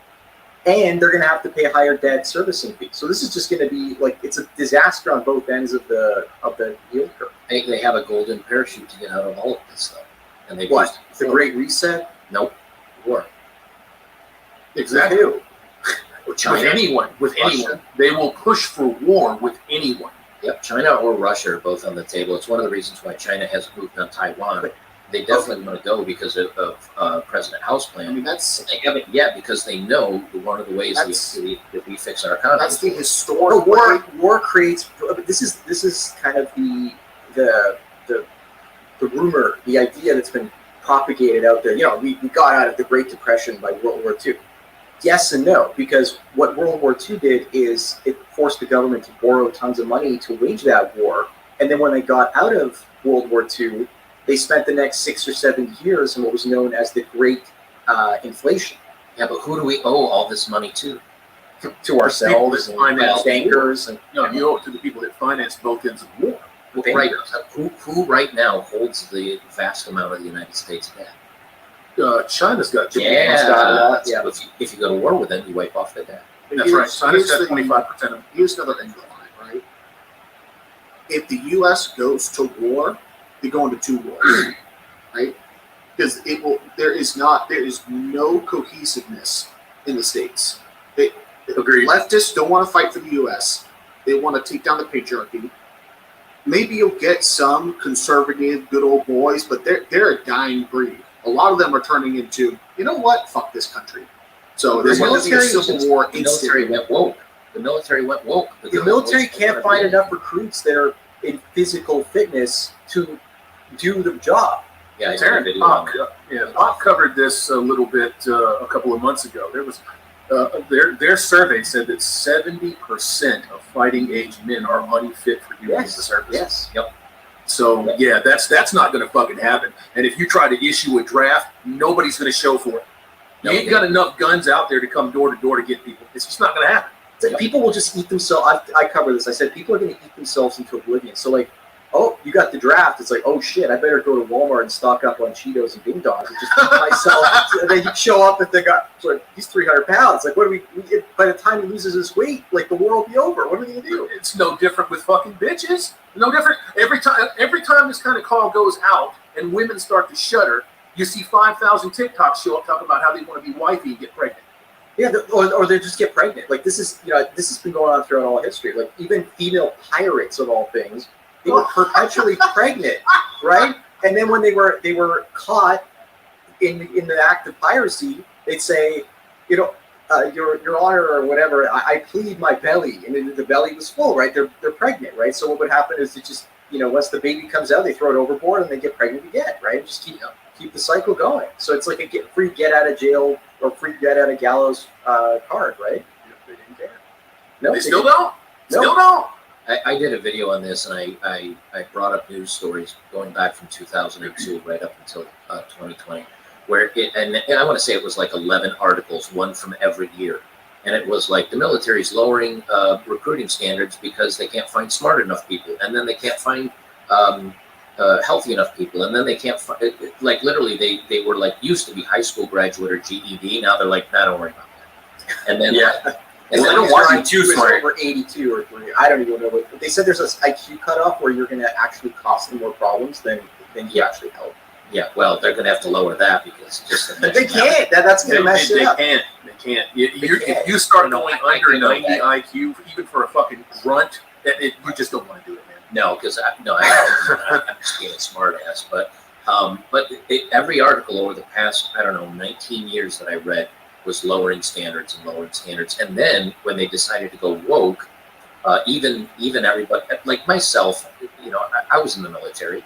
But right now, when you start bringing in this woke stuff, and they're more worried about inclusivity and diversity and all this other stuff, that tells me that if I get into a foxhole with somebody, and a couple of lead starts flying by, they're more likely to wet themselves and not have my back. Because if you're going to cry about pronouns, you're going to definitely cry. They called me the wrong pronoun. Came out of the military circuit 2025. It's like, we got the Rainbow Armada. Ready the confetti cannons. Listen here, Private. Sit down and give me 10 squats on this dragon dildo. Stat! Oh, God. Oh, it's awful. Well, it's the enemy triggered me. Yeah, they triggered you with a bullet. Yeah, that's right. And so when I was a young guy coming out of high school, I did a little bit of college. I said, I'm not ready for this. I want some money. I want to try to get laid. I want a job, and I went straight into the military. Now today, if things are the way they are now, back then, I wouldn't have even given the military a thought. So I think that's happening to a lot of young people now, to where I think that's also one of the reasons why we may be in trouble if we decide to declare something or we get attacked, is that they're never going to take the mainland because, as China once said, there's a gun behind every blade of grass here with everybody that has.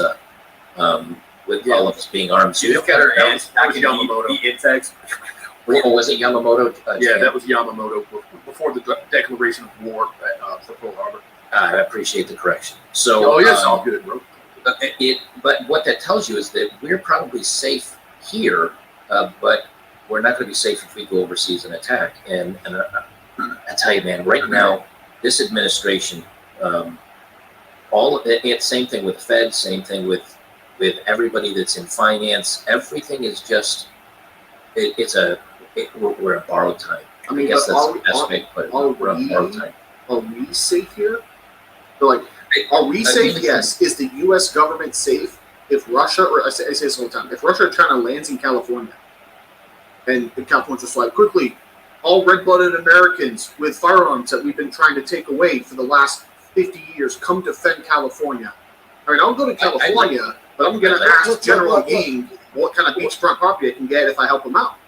Right. I'm serious. Like, why does everyone think? Why does everyone assume we're in some sort of we're going to go back to some sort of traditional? We are in a war. It's like, what is it they say? It's like fifth generation war. Informational war. Yes, we are the generals of this war, and we're getting pummeled over and over again, and we still stand somehow. I'm still standing, baby. Come on, right? But they're actually losing. That's why they're pushing harder and harder. Right, because they're losing ground. And it has nothing to do with who you vote in. It has to do with Disney and Meta and all these stocks, and these companies are dying. They're dying on the vine. They're putting out woke movies, and they're dying, and they're struggling, and they're going through their death throes. And yeah, they may hang on for a while, and yeah, they may get bailouts from the government. So or whatever. They got to pick ideology or a paycheck, and right. they're gonna pick a paycheck in the end. The shareholders are gonna throw out the bad managers, and that's gonna be it. Right, and the only reason. And look, Obama. Did you see the Obama clip just recently? He was talking about something along these lines, but I didn't see it. Okay, so he said, one of his daughters was in college, and she was saying how they're pushing us to criticize people that have differences, and Obama said, sometimes it's important to hear people that have differences, and you can't just shut them down and if you don't agree with their so Obama is now changing his tone. He's going in the other direction. I think it's a more politicized Bill Maher. I think he sees the writing on the wall. He sees that things are starting to flip. You right? can see these folks that have been these lifelong fucking zealots, and they're trying to get out in front of this shit. Yes. And that's exactly what guys like Bill Maher and Obama are trying to do. They're trying to get out in front of this so that they're not consumed by it when it comes crashing down. Look, people are seeing Musk going on stage with a comedian guy, I can't remember his name. Chappelle, right? Yes, Yeah, exactly. And they're seeing this, and they're seeing these guys are cool, and they're hanging out.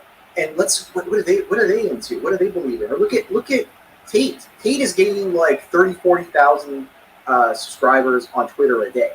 So in a year, he's going to have like 8 to 10 million subscribers on, unless they kill him. He's now worried that they're going to come after him, for that. Well, look, it's a the legitimate ultimate channel deletion. It's a legitimate concern. I mean, you saw what was going on with fucking Musk and these people that were using real-time trackers to dox him. Yeah. So now the warfare, the fifth generational warfare, is escalated. We now have like heavyweights on our side, and we need to go on their platforms, and we need to start like growing those platforms and bringing an audience there, a bigger audience, so that people start moving from the leftoid platforms to places like Twitter. But then again, you see, like I think that the whole woke thing was created, and now the people who created it are now creating the opposite, the anti-woke stuff. I don't know. I don't know if I could get behind that one. I mean, I think the ones that are smart enough to understand that the pendulum is not just swinging back; it's viciously swinging. Think about it this way: they're trying to get the most intelligent people in the society to basically do something with their time instead of attacking them. So if the most intelligent people on the left and the right are attacking each other, then they're not attacking the people who are really in charge. Well, that's always been the case. Yes, exactly. They always try to get people to hate the other citizens. It's the millionaire that's sitting there that has I don't know, the guy that has 1,000 candy bars, and he convinces the guy that has 3 candy bars to give it to the guy that has none, and try to get those two to argue about their 3 candy bars for when he's sitting there with thousands of them. And it's why they push gay versus non-gay, black versus white, this versus, it's always something. Yeah, dividing. Always divided, always fighting. You always like look over here, what's going on with this. Yeah, like the Epstein trials, that while Kyle Rittenhouse, that was going on, nobody knew. It was just so quiet that happened to be going on at the same time. Yet all the media and press and coverage was going to this kid. And the media is left-leaning, so what they do is they go right along with the government's little magic trick. They jingle the keys in one hand while they steal your wallet with the other.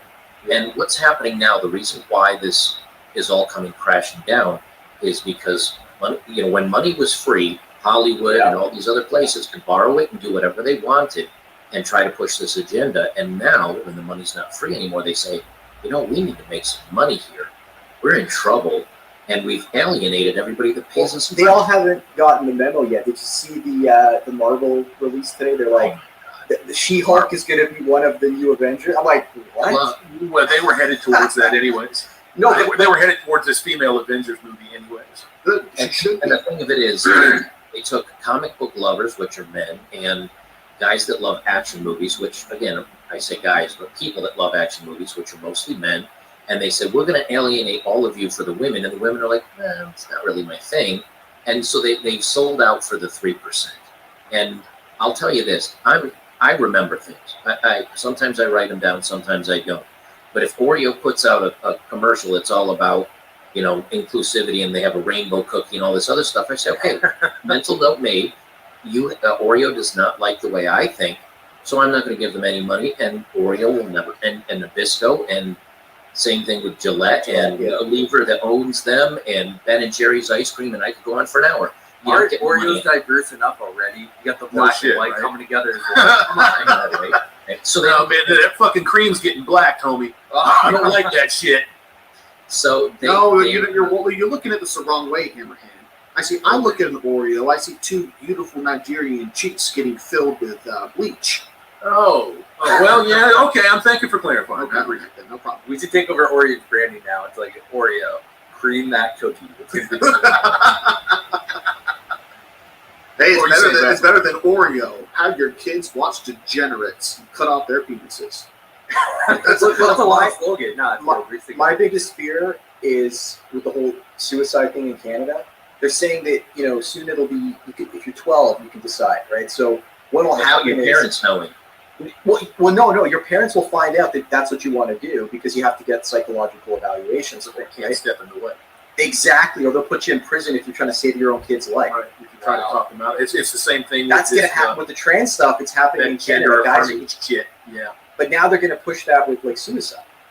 And in history, when did they go after the youth? And look what happened to society and the old people. Right, and the mentally unwell, and et cetera, et cetera. And what happens is everybody after the fact says, how did society get there? How could they do this to their own people? Well, guess what? It's happening again, and we're all sitting here watching it happen. Well, at least Mustache Man was saying, let's send the youth to camps and get them physically fit.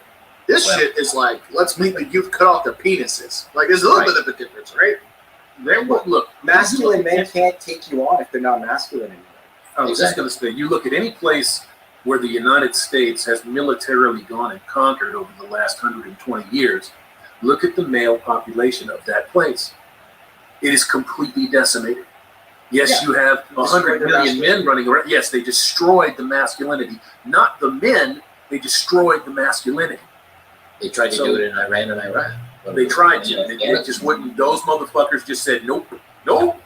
They tried it in Afghanistan, and the minute we left, they were like, all right, that's right. But they're going to do it. They're still going to destroy Afghanistan through the cell phone because even though phones are technically banned in the country, people who fought for the Taliban, they're allowed to they're allowed presence as phones. That's what your CIA is dropping boxes of them in there. Yeah. I was going to say, they know they've lost if they see their women start twerking on TikTok. They're like, no! Well, they're kind of too overweight for that, right? Yeah, they're doing it. So, but I mean, when you have women giving you deuces on TikTok and they're in full veils and they're now running for public office in Iraq and Iran, when these people come at me and talk about, well, Islam was right. Well, Islam is being destroyed right now. Yes, especially in Saudi Arabia. Don't say shit, especially in places like fucking Qatar, in the UAE. Yes, it's becoming absolutely westernized and commercialized.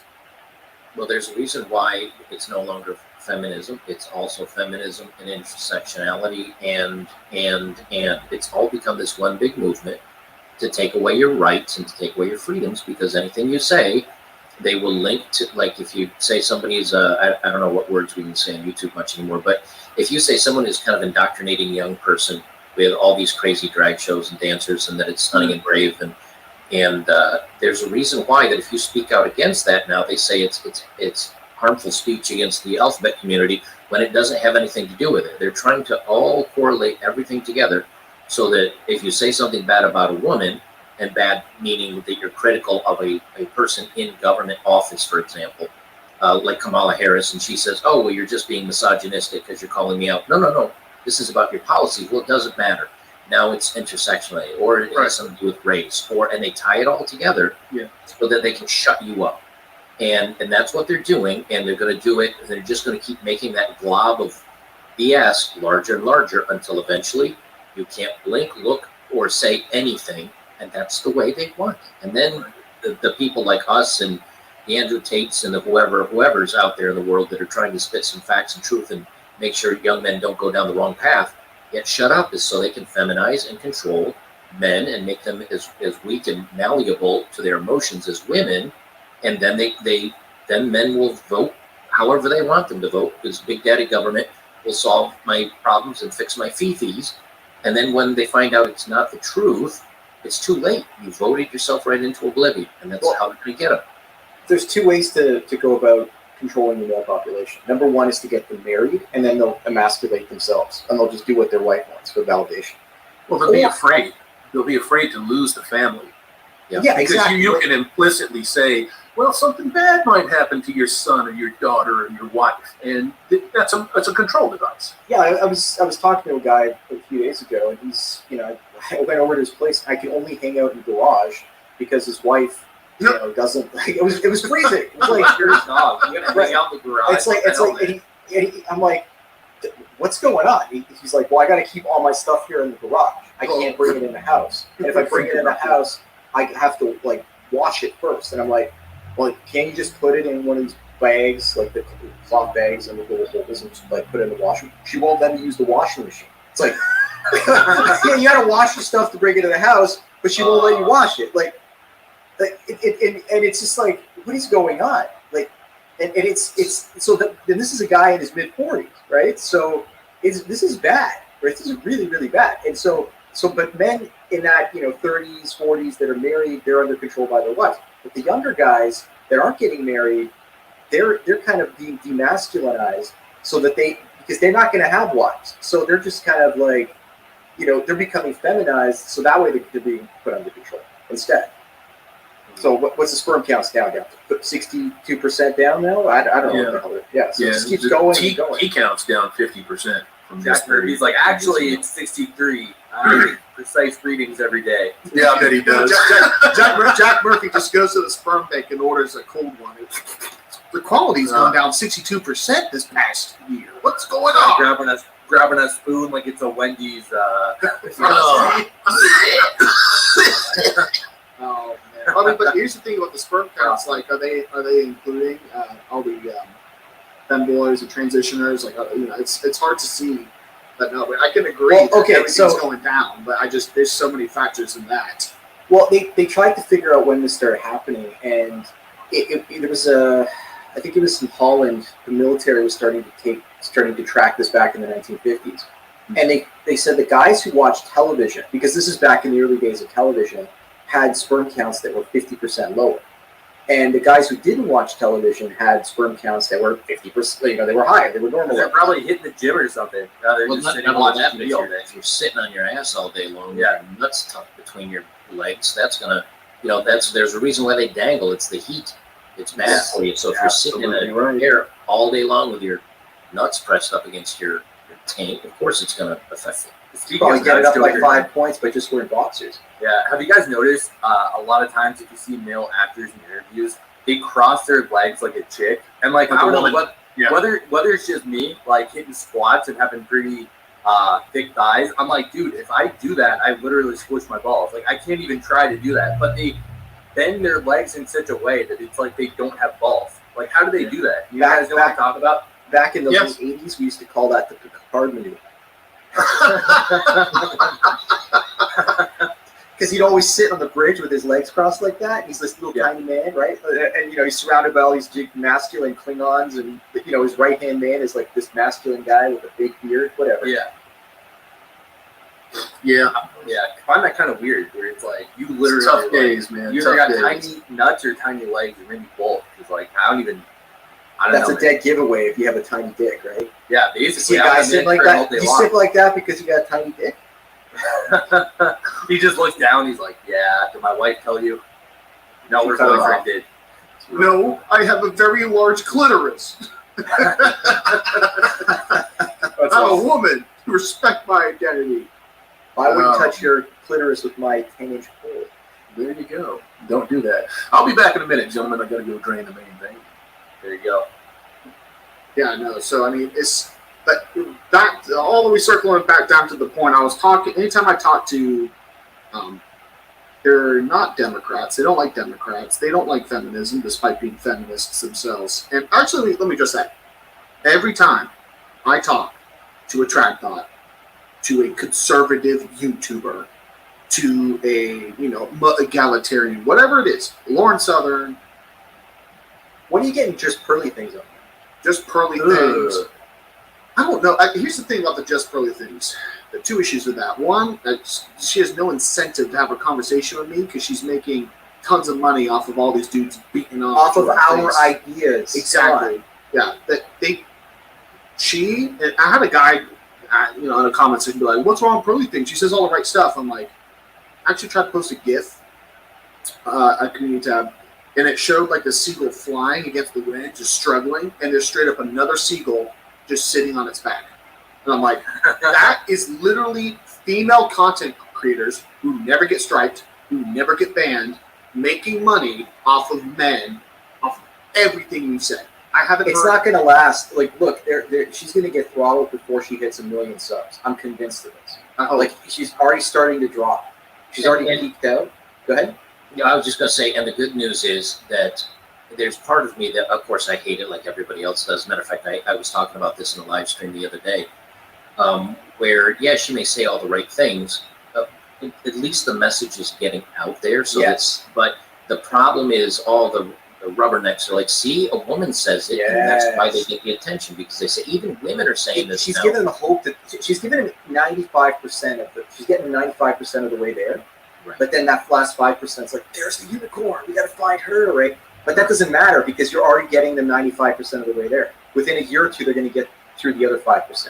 Yeah, but they wouldn't even like acknowledge the fact that she They'd be at zero. Completely full of it and squawking like a parrot for right things to blow up and get subs and get views, but not believe any of it. Like if you look at these manosphere grifters, you look at Murphy, you look at John, Donovan Sharp, all these guys that say X, Y, and Z, but then if you look at their real life, they don't practice what they preach at all. You mean they lie? No. I know, right? The good news is I would rather have somebody say the right thing and live the wrong way than to live the right way and say the wrong thing, which is what so many people do. Is they, they'll go along with what everybody else is saying because they're scared of cancellation or whatever else. I don't care how people come to this knowledge. Some of us got it through taking the red pill and discovering it. Some of us got it as a suppository when you found out your girlfriend was cheating and you found out the hard way. I don't care if they find this content because of just curly things or whoever else. Yeah. And even if they are grifting, if people don't know they're grifting, that means that they say, I resonate with this message. That is the important point because that's the counter resistance. So, if Curly Things blows up and has 1 million subs and I'm sitting here at 390, which is still, thrilling for me. And she's making millions of dollars from people scooping up her information. If it's information I agree with, whatever. Like, good for you. Grifter or not, at least people are out there scooping up the information. And that's what this war is kind of like. I mean, it's the battle of information. And battle for your mind, one way or another. Do I hate her for it? No. Do I think she's genuine? Who knows? I don't watch her. I got better things to do, like sitting here looking at my wall. But but at least the information's getting out there. And it's the same thing whether you like Rolla Tomasi, whether you like Donovan Sharp, whether you like Fresh and Fit, at least it's getting out there. And look. The thing is, they don't have enthusiasm, the same enthusiasm we have for the content. Like you can tell, they have the enthusiasm for the monetization. And here's the thing: they will say the parts of what we say that doesn't make them look bad. We all know this to be a fact. Ribby, you know this to be a fact. A woman will tell you fucking anything to make you like her. She'll agree with any point you say to make you like her. I've had like 3 girlfriends agree, right? At least it took my face that women shouldn't vote. Curly Things will say anything to get her male YouTube simps to like her. I have not heard her say if she's not a virgin, she's not worth marriage because she's not a virgin. And that means she's not worth marriage.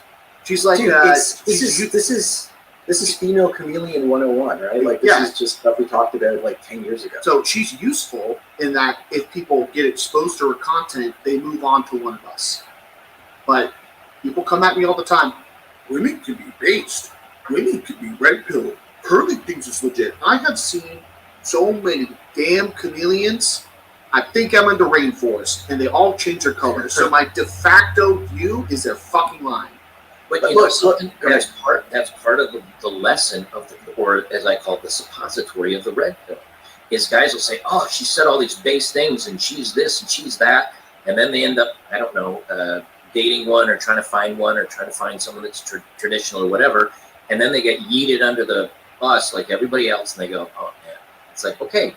Now you're starting to learn. Like you listen to her words, you didn't listen to her actions.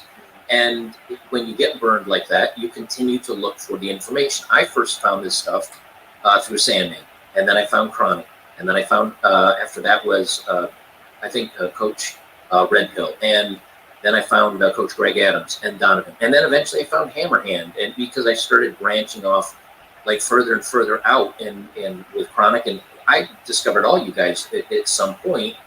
And I said, okay, I like it. I'm going to put my own spin on it. I want to talk about it. I have some ideas, and that's what I did.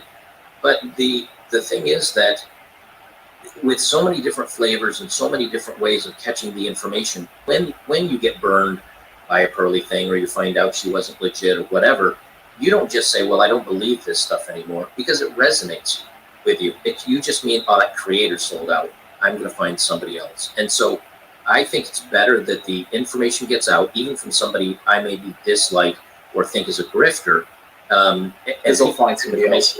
Yeah, and then eventually when they go, oh, this person's just in it for the money, or they sold out, or they're not legit, they move on to find a different creator that resonates with. And I think that's why no matter what they do, as long as people can find the sign that points them in the direction of where these creators are, if they're off YouTube or whatever, it's going to grow slow. But there's also a lot more content creators out there doing it, which is why, like, my channel may be slowing. Maybe it's not YouTube shutting me off. Maybe it's because people have found, I don't know, Fresh and Fit live stream, or they found, Sandman or just Pearly things, or right. Well, just like 80 million views a couple months ago, just for a month. Right. It's insanity. And here's my gripe. I agree. Just Pearly things can teach a man a lesson that bitches lie. Okay, here's the thing. Every man has a bitch in his life that teaches him that lesson. They don't get paid hundreds of thousands of dollars a year to do it. Sure. Right? So she's useful as a tool, but I just refuse to respect any of these chameleons that face none of the hardships we face in making money off these simps. I hate it. I'm with you, but how do you stop it? You don't. Well, you just roast them. That's why you stay true to who and what you are and what your message is. My message has always been absolving yourself of usury, understanding what usury is and who commits usury against you, which is essentially the entire planet. Sure, but I'll give you a good example, right? Rollo Tomasi wrote The Rational Male. Great book. He's been around doing this stuff for a long time. He's one of the content creators I found as well when I started this. He roasts Coach Greg Adams. He roasts on me. He calls us grifters. He just says, I'm in this for the money. Yeah. Okay. Now, do I turn around and start attacking him? Nope. As a matter of fact, I don't even mention that he did that to me. Well, I just let it go by. Why? Because once the infighting starts, then people have to choose which content creator they're going to align with, who's the right one, who's the wrong one, who do I align, and it starts tearing up the community. I think it's mostly, it's just your style, right? Like you don't get, it's not fun for you to make videos, tearing someone apart who you mostly agree with. Is that fair to say? Say that again? You don't get like an enjoyment, because when you started YouTube, you probably didn't think it was going to be any kind of source of money. You did it because you wanted to get your thoughts out there. Oh, very much so. Yeah, I lost my mind when 100 people subscribed, and like 100 people want to listen to me shoot my thoughts out there. Like, that's amazing. Yeah, and so you'll kind of format your first YouTube style videos and stuff that you enjoy doing, like talking about news, talking about articles, talking about stuff going on. You're not going to do things you find not enjoyable, right? Correct. And so we are completely the opposite with that. I tell Hammerhand all the time, I'll find someone that agrees with me 95%, and I'll take that 5%, that little molehill, and I'll turn it into Mount Everest, and I'll crucify them on it. But that's just what I enjoy doing, right? Sure. It's a lot of people will get the roast. They go, okay, that's funny. It's just a roast. This is what we disagree about. I mean, it's not like I think you're a horrible person or I think that they're completely useless. I think if every woman had the professed views of Pearly things, we'd probably be in a better situation. But when it comes from me and myself, I'm like, why are we letting these bitches make money off of our words? I don't agree. And I think, and I agree with you. Like, I get it. I guess I look at it as there's nothing me personally I can do about it other than bitch about it. And I think that's why we all have our audiences, because somebody that listens to you would probably call me a simp and a puss. I think most of my fans like you, man. I don't think they're calling you a simp or a puss. They'll say you're wrong about Pearly things. Yeah, I had people. Sure. I had people asking, "Where did Joker go?" Like your groupies started contacting me and asking me where you went. I just took a month off. You should have said something. You should have made a video saying I'm taking a month off, because people thought you took the money and ran. That's all. You left just like my dad did. It's all over again. Went for a bag of cigarettes and never came back. But I think that's a good thing. So there again, because you might rip her up one side and down another. I think that's great. You guys may be critical of somebody where I say, I take the middle of the road. I think they're okay. We all have different flavors, right? And if somebody is angry and in a pissed off mood, they want to hear someone get torn down, they log into you. If they say, I'm in a pretty good mood, I want something that's kind of uplifting, they definitely don't listen to me. But the whole point is, I like all the flavors, and it's the right message. And I guess that's the way I look at it is, let her make her money, let her do her thing. I'm not going to try to control that. I don't. You don't ask a fish how to fish, but if people are going to do it, at least they're getting the message. Look, I faced the same stuff when I came into the community from Stardust. He was attacking me constantly, and I'm just like, what's going on? Like, I'm just making content. I'm trying to do new content. I'm trying to say new ideas. It didn't matter. I was just being attacked left, right, center. Yeah. So I mean, but that's fine. Like, it was kind of like funny to kind of go back and forth for a bit, which was hilarious. But I don't know. Look. I made a video recently about Femme Sapien and just curly things, and they at most maybe 3s or 4s on the sexual marketplace scale. I wouldn't date either of them, but there's guys out there who like this like normal looking, semi-attractive woman. They like them because they think that she's within reach, right? They think that she's like somebody should have that hand slapped away if they think that's in reach. I mean, it's like crawling to the top of the mountain to try to take a bite of a flower. Like, what are you doing? A bite of a freaking porta potty. Yeah, dude, a lot of guys just don't care, is what I found. At least guys I know, they're thirsty. A chick could be a 10, chick could be a 2. They're like, any holds a goal. Doesn't matter. I literally had one friend in college, right? He would on the regs go for 300 pounders. He'd be like, they're so giving, they're fun, it's easy. And he's like, hey bro, Ricky, I don't know why you're judging me, man. I mean, it all feels the same on the inside.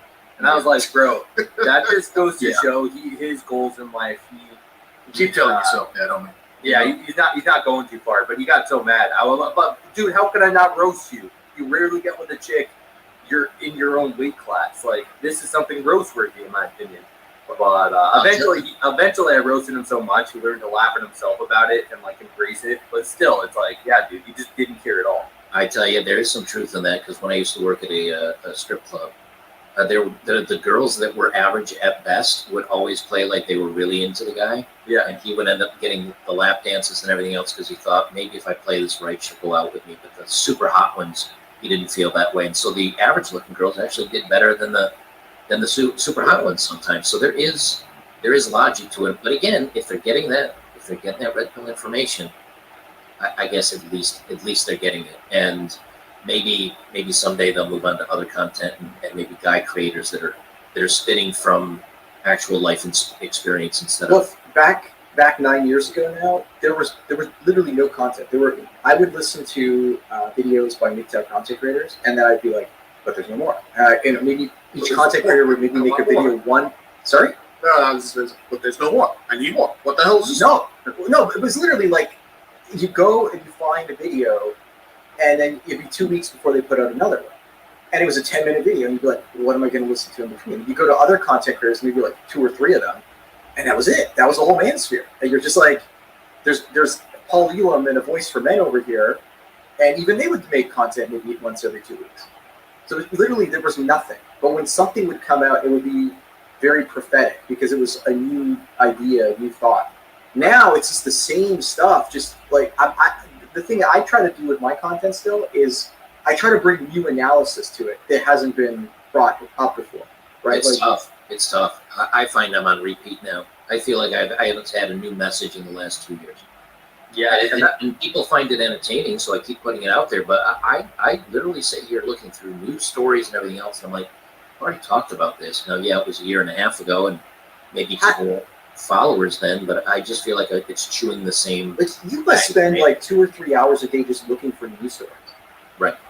Like I can't do that. Like I have to like either get a request for a specific story, or I just kind of. I don't know. I that's what I try to do. Like I can't go looking for news articles. It's kind of like I covered a story yesterday with the Green Power Ranger. Nobody could explain to me why this guy offed himself, right? And I looked at the numbers and I said to myself, okay, what was this guy's net worth? It was like $500,000. Okay, So he's going to get divorced. It looks like his, attempt to fix his relationship with his wife isn't working. Yeah. So if she wants more than half of $500,000, so it's going to leave him with $200,000 if he's lucky at the age of 50 with no job 50? prospects. Yeah. At 50? What's he going to do? He can't retire. And this is his third kid that he was being pulled away from. Yeah, he's gonna. Well, I think it was she had the anchor baby with him. He had 3 kids with the previous ex-wife. So who knows if he was still paying her? I don't know. So this whole situation was like he would end up like Gary Coleman working security jobs. We got the Green Ranger over here like working security. Divorce attorney. Yeah, that's sad. But nobody said that. Right? Like, can't you guys look at the numbers? Like, can you imagine if you were 50 and you had $200,000 to your name and like you were divorced and now you couldn't attract anyone decent anymore? That also kind of what happened to Brendan Fraser. When I was a kid in the 90s, I loved George of the Jungle. That was a classic. And what happened with him was he basically, the wife separated. He had like an injury because he did a lot of his own stunts. His mom died. And basically at his peak, that's what she was demanding. So he's like, I gained a lot of weight. Like, I'm sick. I'm injured. I don't work anymore. I'm making barely anything now. But the judge was like, oh, well, that one year you had 3 movies came out. You were making like, I forget the amount, but an absurd amount. So she wanted like $30K a month from him for X amount of time, 5 years. And the judge is like, well, sucks to be you. Like, you're just going to have to pay up. So Robin Williams was like $1 million or $2 million a year, even though his career and his health was declining. So of course he wanted to leave something to his kids, so he took it all, he offed himself. So we can understand why this is happening. Like, it's not rocket science, but it's just what really bothers me is that nobody's willing to like look under the hood and say like his net worth was this is what he would have at the age of 50. Can we all agree that would suck if you were that age and that was your situation? That's all. No, it's a good thing you did that, just because like it's like I don't I spend very little effort on my YouTube videos on my channel. It's all just shooting from the hip. I don't have the time or the will to go in under the hood and look at the numbers. But I don't really sit there and like do all that much research. I just look at the situation and I'm like, what's everyone missing here? Like, put yourself in the guy's shoes. Like, if you were him at that age and what was going on in his life and everything was going bad, so what you would do. You'd be like, oh my God, like I can't recover from this. This is like, what would I do? I don't know what I would do. Right? This is difficult, right? Especially if he's depressed and he's got 4 kids and what are his kids going to think of him? And it's all this, like, his kids are going to think he's a failure, and there's all this stuff that kind of goes through a guy's head when he's in the situation. And nobody wants to say that, right? Like, everyone just kind of wants to like ignore it and say, well, tough luck. You made $10 million that year, so you should be paying $1 million for the rest of your life per year. I just watched a video here yesterday, as a matter of fact, and it was 2 black women talking about what they thought about men. And the interviewer asked the young lady, she said she was 28 years old. She believed all the way up until the point where she was 26, from what she said she learned in school, that men were incapable of feelings and that they didn't have empathy at all. So it didn't matter if you said hurtful, nasty shit to them because they weren't supposed to feel it. Well, that's true about real men. Worse than a dog. Men don't feel it. But yeah. Well, no, real men feel it more intensely. You feel it. The demasculinized men. We just don't show it. That's the only difference. I don't know. I do not care what people say about it. I just don't. Would you care if it was your wife? Look, if it was your wife or if it was your child saying that you're a disappointment, if it was anything really, really close to your heart, it has a really good chance to hurt you.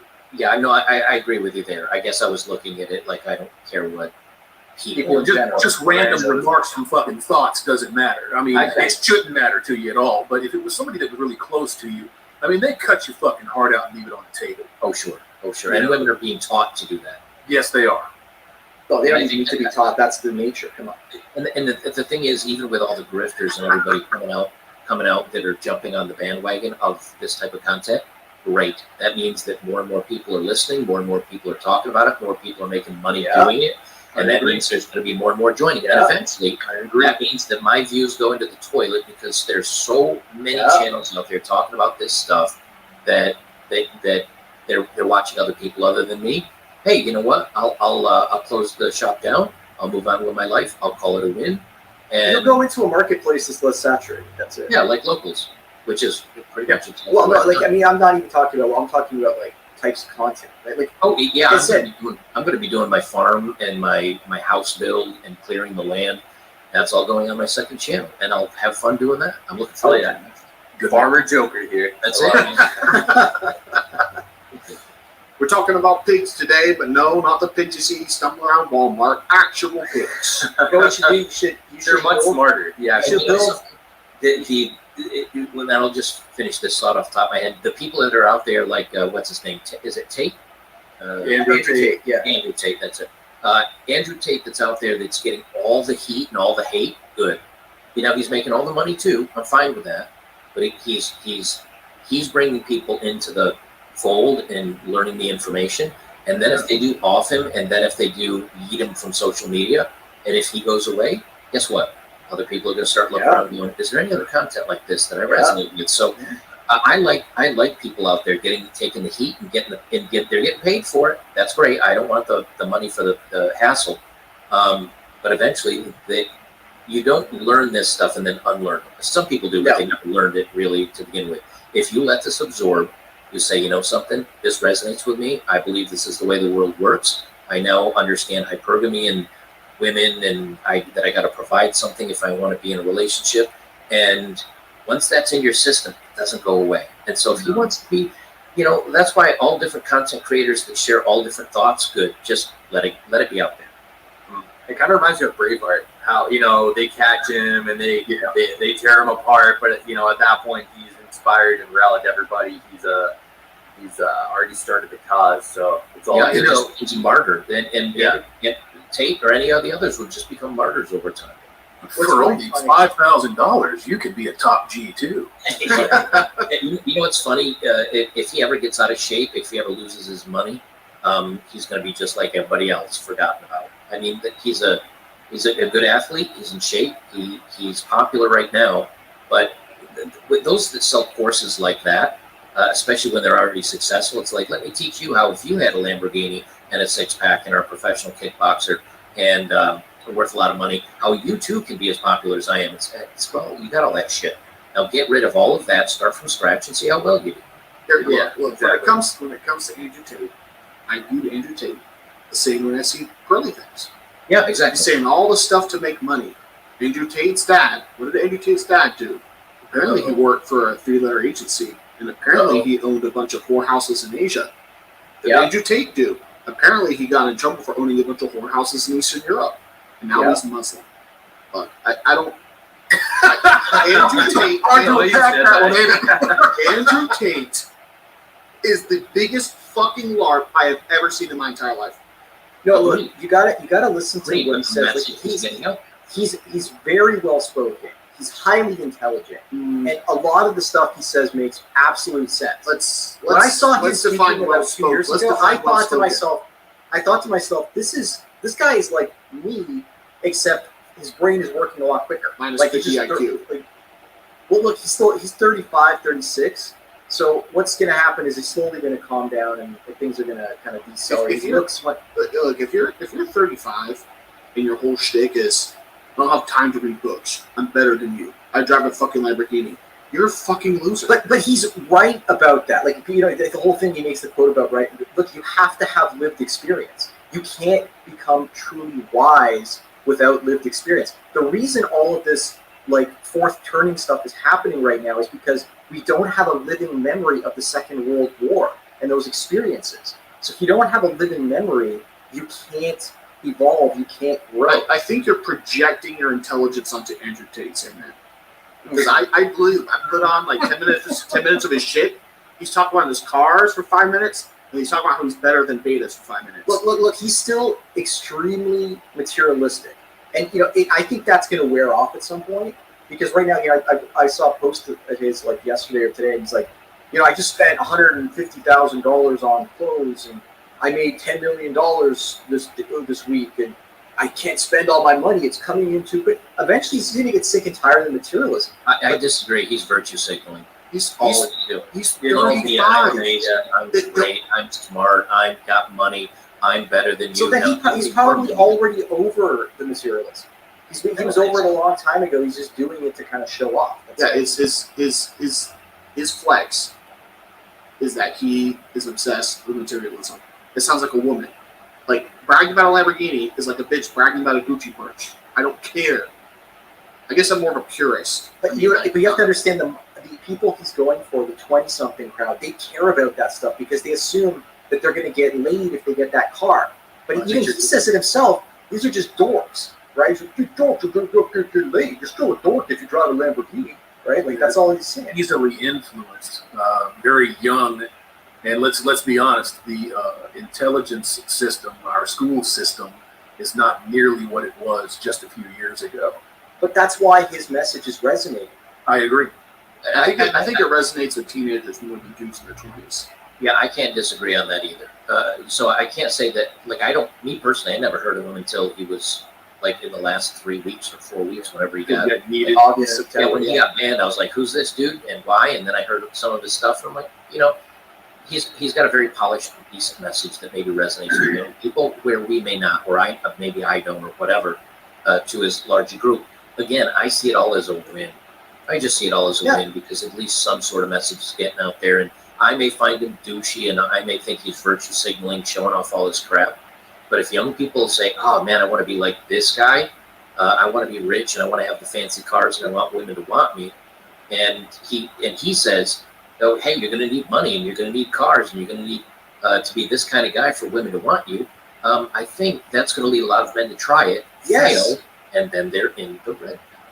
Yes. Yeah. So I mean, really, all you got to do is look at the list, the Titans list of motherfuckers that have gone through divorces or Me Too's or the Time's Up, believe all women shit here in the last 10 years. It's a cataclysmic list.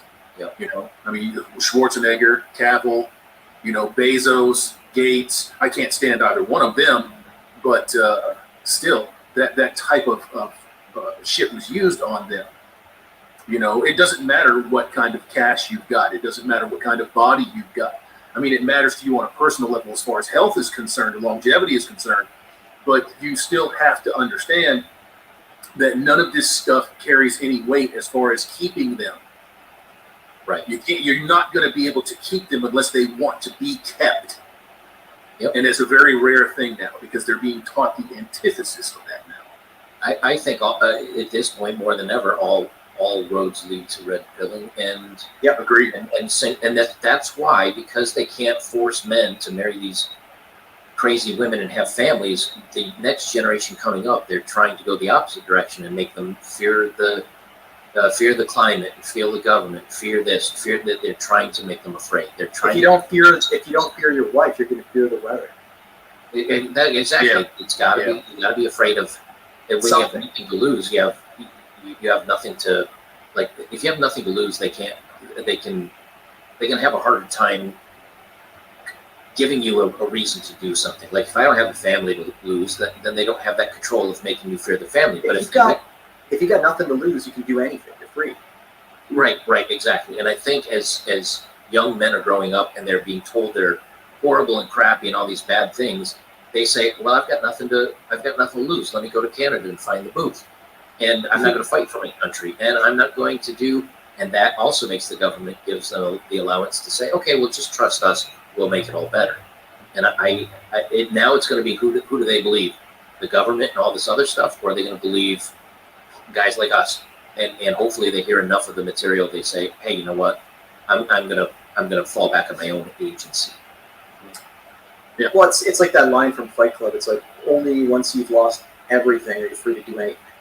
And that they don't want guys to get to that point. Well, they're there, brother. So they are, but they don't. But no, they're trying with the demasculinization. They're trying with the divorce culture. They're trying with all these things, but it's failing. And well, you can only knock guys down so far before they either fall in line or they say, F it, I'm out. And I think young people today especially are saying, F it, I'm out. Like I'm out. Like I'm not playing your games anymore. And just look at the boomer streamers who are freaking out about the labor shortage. Just roasting young men. It's funny, like me and Hammerhead roasted Dave Ramsey. It's Dave Ramsey. I've talked to every single time I go on some other person's panel that don't really know who I am, and they got some old guy on there. just like these young men are just pathetic. Like they're weak. It's like, I get it, Boomer. You think that your generation was just the Giga Chads and no one's ever going to measure up. But you oversaw the destruction of culture. You oversaw the destruction of the economy. You oversaw the rise of feminism. Maybe you weren't responsible for it directly, but you let it happen. You didn't fight it then. And then now you get a bunch of young men that have nothing to fight for. The debt was built up over the last 30 to 40 years. Like, and now they're years, like, right? oh, it's these young people need to work hard to pay off the debt. It's like, but you got us into debt. Yeah, that's another thing we'll touch on the debt, because everybody wants to talk about, all this debt, what's going to happen if default on the debt. That's not my debt. Like, if whoever comes a knocking with the U.S.'s debt and they go door to door, I'm like, I'll join you. I'm not paying off the debt that all these presidents signed off and gave to Israel. I don't fucking care. Undead comrade. Exactly. Undead comrade. I'm not doing it. I'm not paying off that debt. That's not my debt. Dude, I remember Chronic. This was like 2021 summertime before the whole Ukraine thing. And a Russian dude called in to your show. I was on like co-hosting, chilling. And this, like, again, maybe 6, 7, 8 months before the invasion. And he's like, we're from Russia. We hate you, man. We're coming for you in America. And you're like, good. And he's like, what? He's like, yeah, I'll join you. Let's take over America together. I don't care. I don't have anything to fight for here. And he was just kind of like, oh. It's like, yeah. Like, We'll win that out of the arms, man. Yeah. Sure. I'd be like, all right. Yeah. That was pretty funny. I think that a lot of folks from overseas, people that aren't here, like right here in North America, the states in specific, they don't understand that there's a shit ton of people here who are in direct opposition to what their government is doing all over the world. They think that every American citizen is in on this, and that is simply not the case. Well, because they come from nationalist countries, right?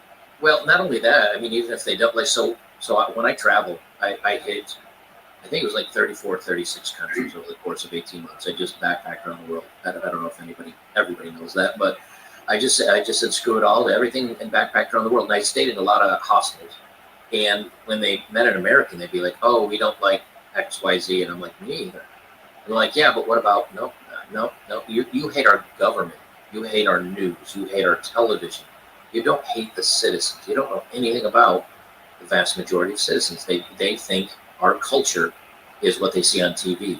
And several of them made comments about, number one, my weight, because I was 145 pounds at the time.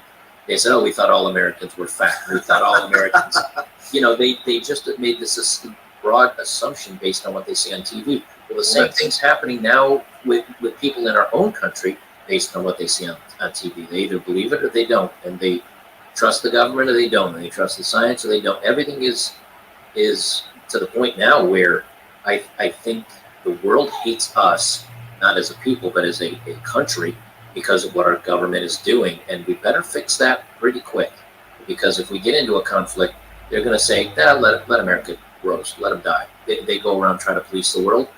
Let's give somebody else a chance. It may happen. It's probably going to happen. But the first time I really would say that I met an American patriot, let's just say, was back in 2009, and I went down into Pennsylvania. And I was with somebody, he was in the National Guard, and he was in uniform, and he went in, and then some random guy at a diner just got up and shook his hand, and you could see the emotion on the guy's face, and I was just like, huh. I'm like, wait a minute. The Americans are in the middle of the country. The Americans that I met in like all of the blue states that I traveled to up until that point were not really Americans. And then I started traveling through the red states, and I was like, now these are Americans. These Americans. These are not only Americans, but they're very much like a lot of Canadians. Oh my gosh, the National Guard. Thank you, sir, for fighting and dying to make sure gays can have butt sex in Uganda. That was in 2009, though, so, Yeah. No, I totally get that. But I'm just saying, like, and then when I started going to, like, Wisconsin, or I started going to, well, like, Wisconsin's still pretty blue. But, like the Dakotas or Wyoming, and you start to meet people and they're really nice and they're sane, and you're just like, what's going on? If you avoid every human being that lives within 100 miles of the ocean, they call them the flyover states, you will find what Americans are really like. Yes. It's a different country. Yeah. I've told people this, and I got to keep saying it. when the original 13 colonies were settled and people started to spread to the west, they had to sit there for a number of years. So they made other people. And then those people spread out to the west. You have essentially 3 entirely different groups of settlers that inhabit the United States, mixed in with all of the indigenous, mixed in with Indians, mixed in with Mexicans. So when I say that it's a melting pot, it's a melting pot. But every American citizen is not necessarily an American. Yeah, I think half of this country is no longer American. I agree with you. Damn communists. Yeah. Yes, I agree with you 100%. When Europe started crushing communism, or tried to, I think that they have failed. But when they tried to, they came here. Yep. Now they're promoting it. Yes. Well, they took over the universities, and then they just got the young, and then now it's everywhere. You can't stop it. Yep. Because the thing is, it only started up once communism was defeated. Then we let our guard down. Yeah. It went into the universities. It started getting taught to young people, and there was a while where it was still not something you openly talked about in polite spaces. Now it's so everywhere that Hollywood, you've got Hollywood millionaires like Mark Ruffalo saying, "Oh, we should share money in socialism." It's like, give up your money first, bitch. Like, you start. These people that are well-to-do, that have all this money, and they're the ones that say, "Well, you need to not fly, and you need to watch your gasoline outpour," as they live in their 18,000 square foot home with a heated pool. Like, they're the ones that are doing this. And the thing is, they're what I call a wine glass socialist, which is, well, in theory, it sounds so. Try living it, because again, if you it's travel good for them, right? It's right. good for them on both fronts. It's good for them being in the position that they're in, and they think that it's good for you because they don't want to be you. Right. And when this all popped out, where it became so apparent, a big portion of it was when you've got these people that, people are being told to stay home, and you can't open your business, and just stay home. And these are coming from, Hollywood elitists and government people that are worth, tens of millions of dollars in their mansion, having food delivered while they've still let in the maid to clean their place, but they're telling you how to live. And I think a lot of people after that started seeing through the pinholes and kind of looking through the spying glass, and are able to see what's going on under the blanket, and they're getting really pissed off. And I think that's why it's another reason why Trump, love him or hate him, they couldn't control him. And I don't think everything he did was good. I'm not a Trumpist, so to say. But what he did is he scared them. And they said, hey, we got a guy here. We didn't think he was going to get elected. He was a joke. They gave Hillary a 98%. And all of a sudden they said, uh-oh, hey, you know what? Maybe we don't control things as much as we want. And he didn't listen to them. And he was already rich. And he didn't drain the swamp and do half the stuff he said he was going to do. But he at least scared them. And in the end, he ended up being, I think, convinced by the swamp and everybody else that was there to play ball. And he didn't turn out to be the great breakthrough that a lot of people thought, but he scared them. No, he accelerated all the wokeism. They went. I think he was actually that. He was that. But it's just that it's not showing up, immediately right away. There's a couple of things with Trump right now. He dropped the ball big time when it comes to Section 230. Yep. Big time. Now he's running on Section 230. Yeah. So that's exactly what he's doing right now. He's running on Section 230. And I absolutely 100% believe that even though he's had contact with these people all of his life, and up until that escalator ride, he was respected and loved by these people. That man had no idea how deeply corrupt the people he was going to run against were. When he won, you had all manner of agencies come out, crawl up his ass for 7 years, and stay there. And they're still there looking for something to try to disqualify him. So they're doing the same thing to us. Yes, they are right now. For people that think that your vote doesn't count, all the evidence they need to support that is right in front of you. For people that think that your vote does count, all the evidence that you need is right there in front of you to support that. It just depends on what you believe now and what you can open your eyes to see. I think that these people are titans in a certain sense, and they're fighting for control of humanity. And Yeah, it and started right here. Everything that's happened, the veil's off, and that's It is. what's important. Absolutely. That's what's important. The veil is off. Whether you like what's going on, you hate it, you hate half the country, no matter which side you align with, left, right, whatever. The veil is off. We've drawn the line in the sand. We know what one side's about. We know what the other side's about, and now it's an information war. Yeah, and I'm glad for that too. I am too. There was a point in time, as crazy as this is, that if the CDC said something, I'd say, well, the CDC says, or if the FDA, or if now I don't trust anybody. You know what stopped me from thinking that way about the CDC and all of these medical agencies? The food pyramid was what did it for me. Well, the food pyramid was part of it, because then you start to understand construction of food and how it's grown. It's horrendous. Yeah. But the real big one for me was when they pathologized masculinity. Yeah. That was it. Fuck you, game over. That was it. I will never believe another thing that they say. Yep. And so now that we're where we are, that's what kicked off the war. Is that, and in fact, let's be honest with it. Not to get too deep into politicians, let's be honest with it. I'd say 2/3 or 3/4 of the Republicans are handshaking and patting Democrats on the back behind the curtains. I agree. They're cowards. Yeah. Well, it's not only that they're cowards; they agree with them. They just run as opposition to give us the belief that we're having a choice in things. But yet when they get in, they turn around and sign on to the Democrat bills that most people disagree with. Like you'll see 15 people jump over the aisle, or 20 or 100 on this, family marriage act, and all of a sudden you start realizing that there's no one that represents half this country. And at least now and again, I don't agree with all these people, but at least there are some people that are running that say, nope, here's what's going on. Here's the uniparty. We need to break this up. And some of them got into office. And we'll see if that spreads. We'll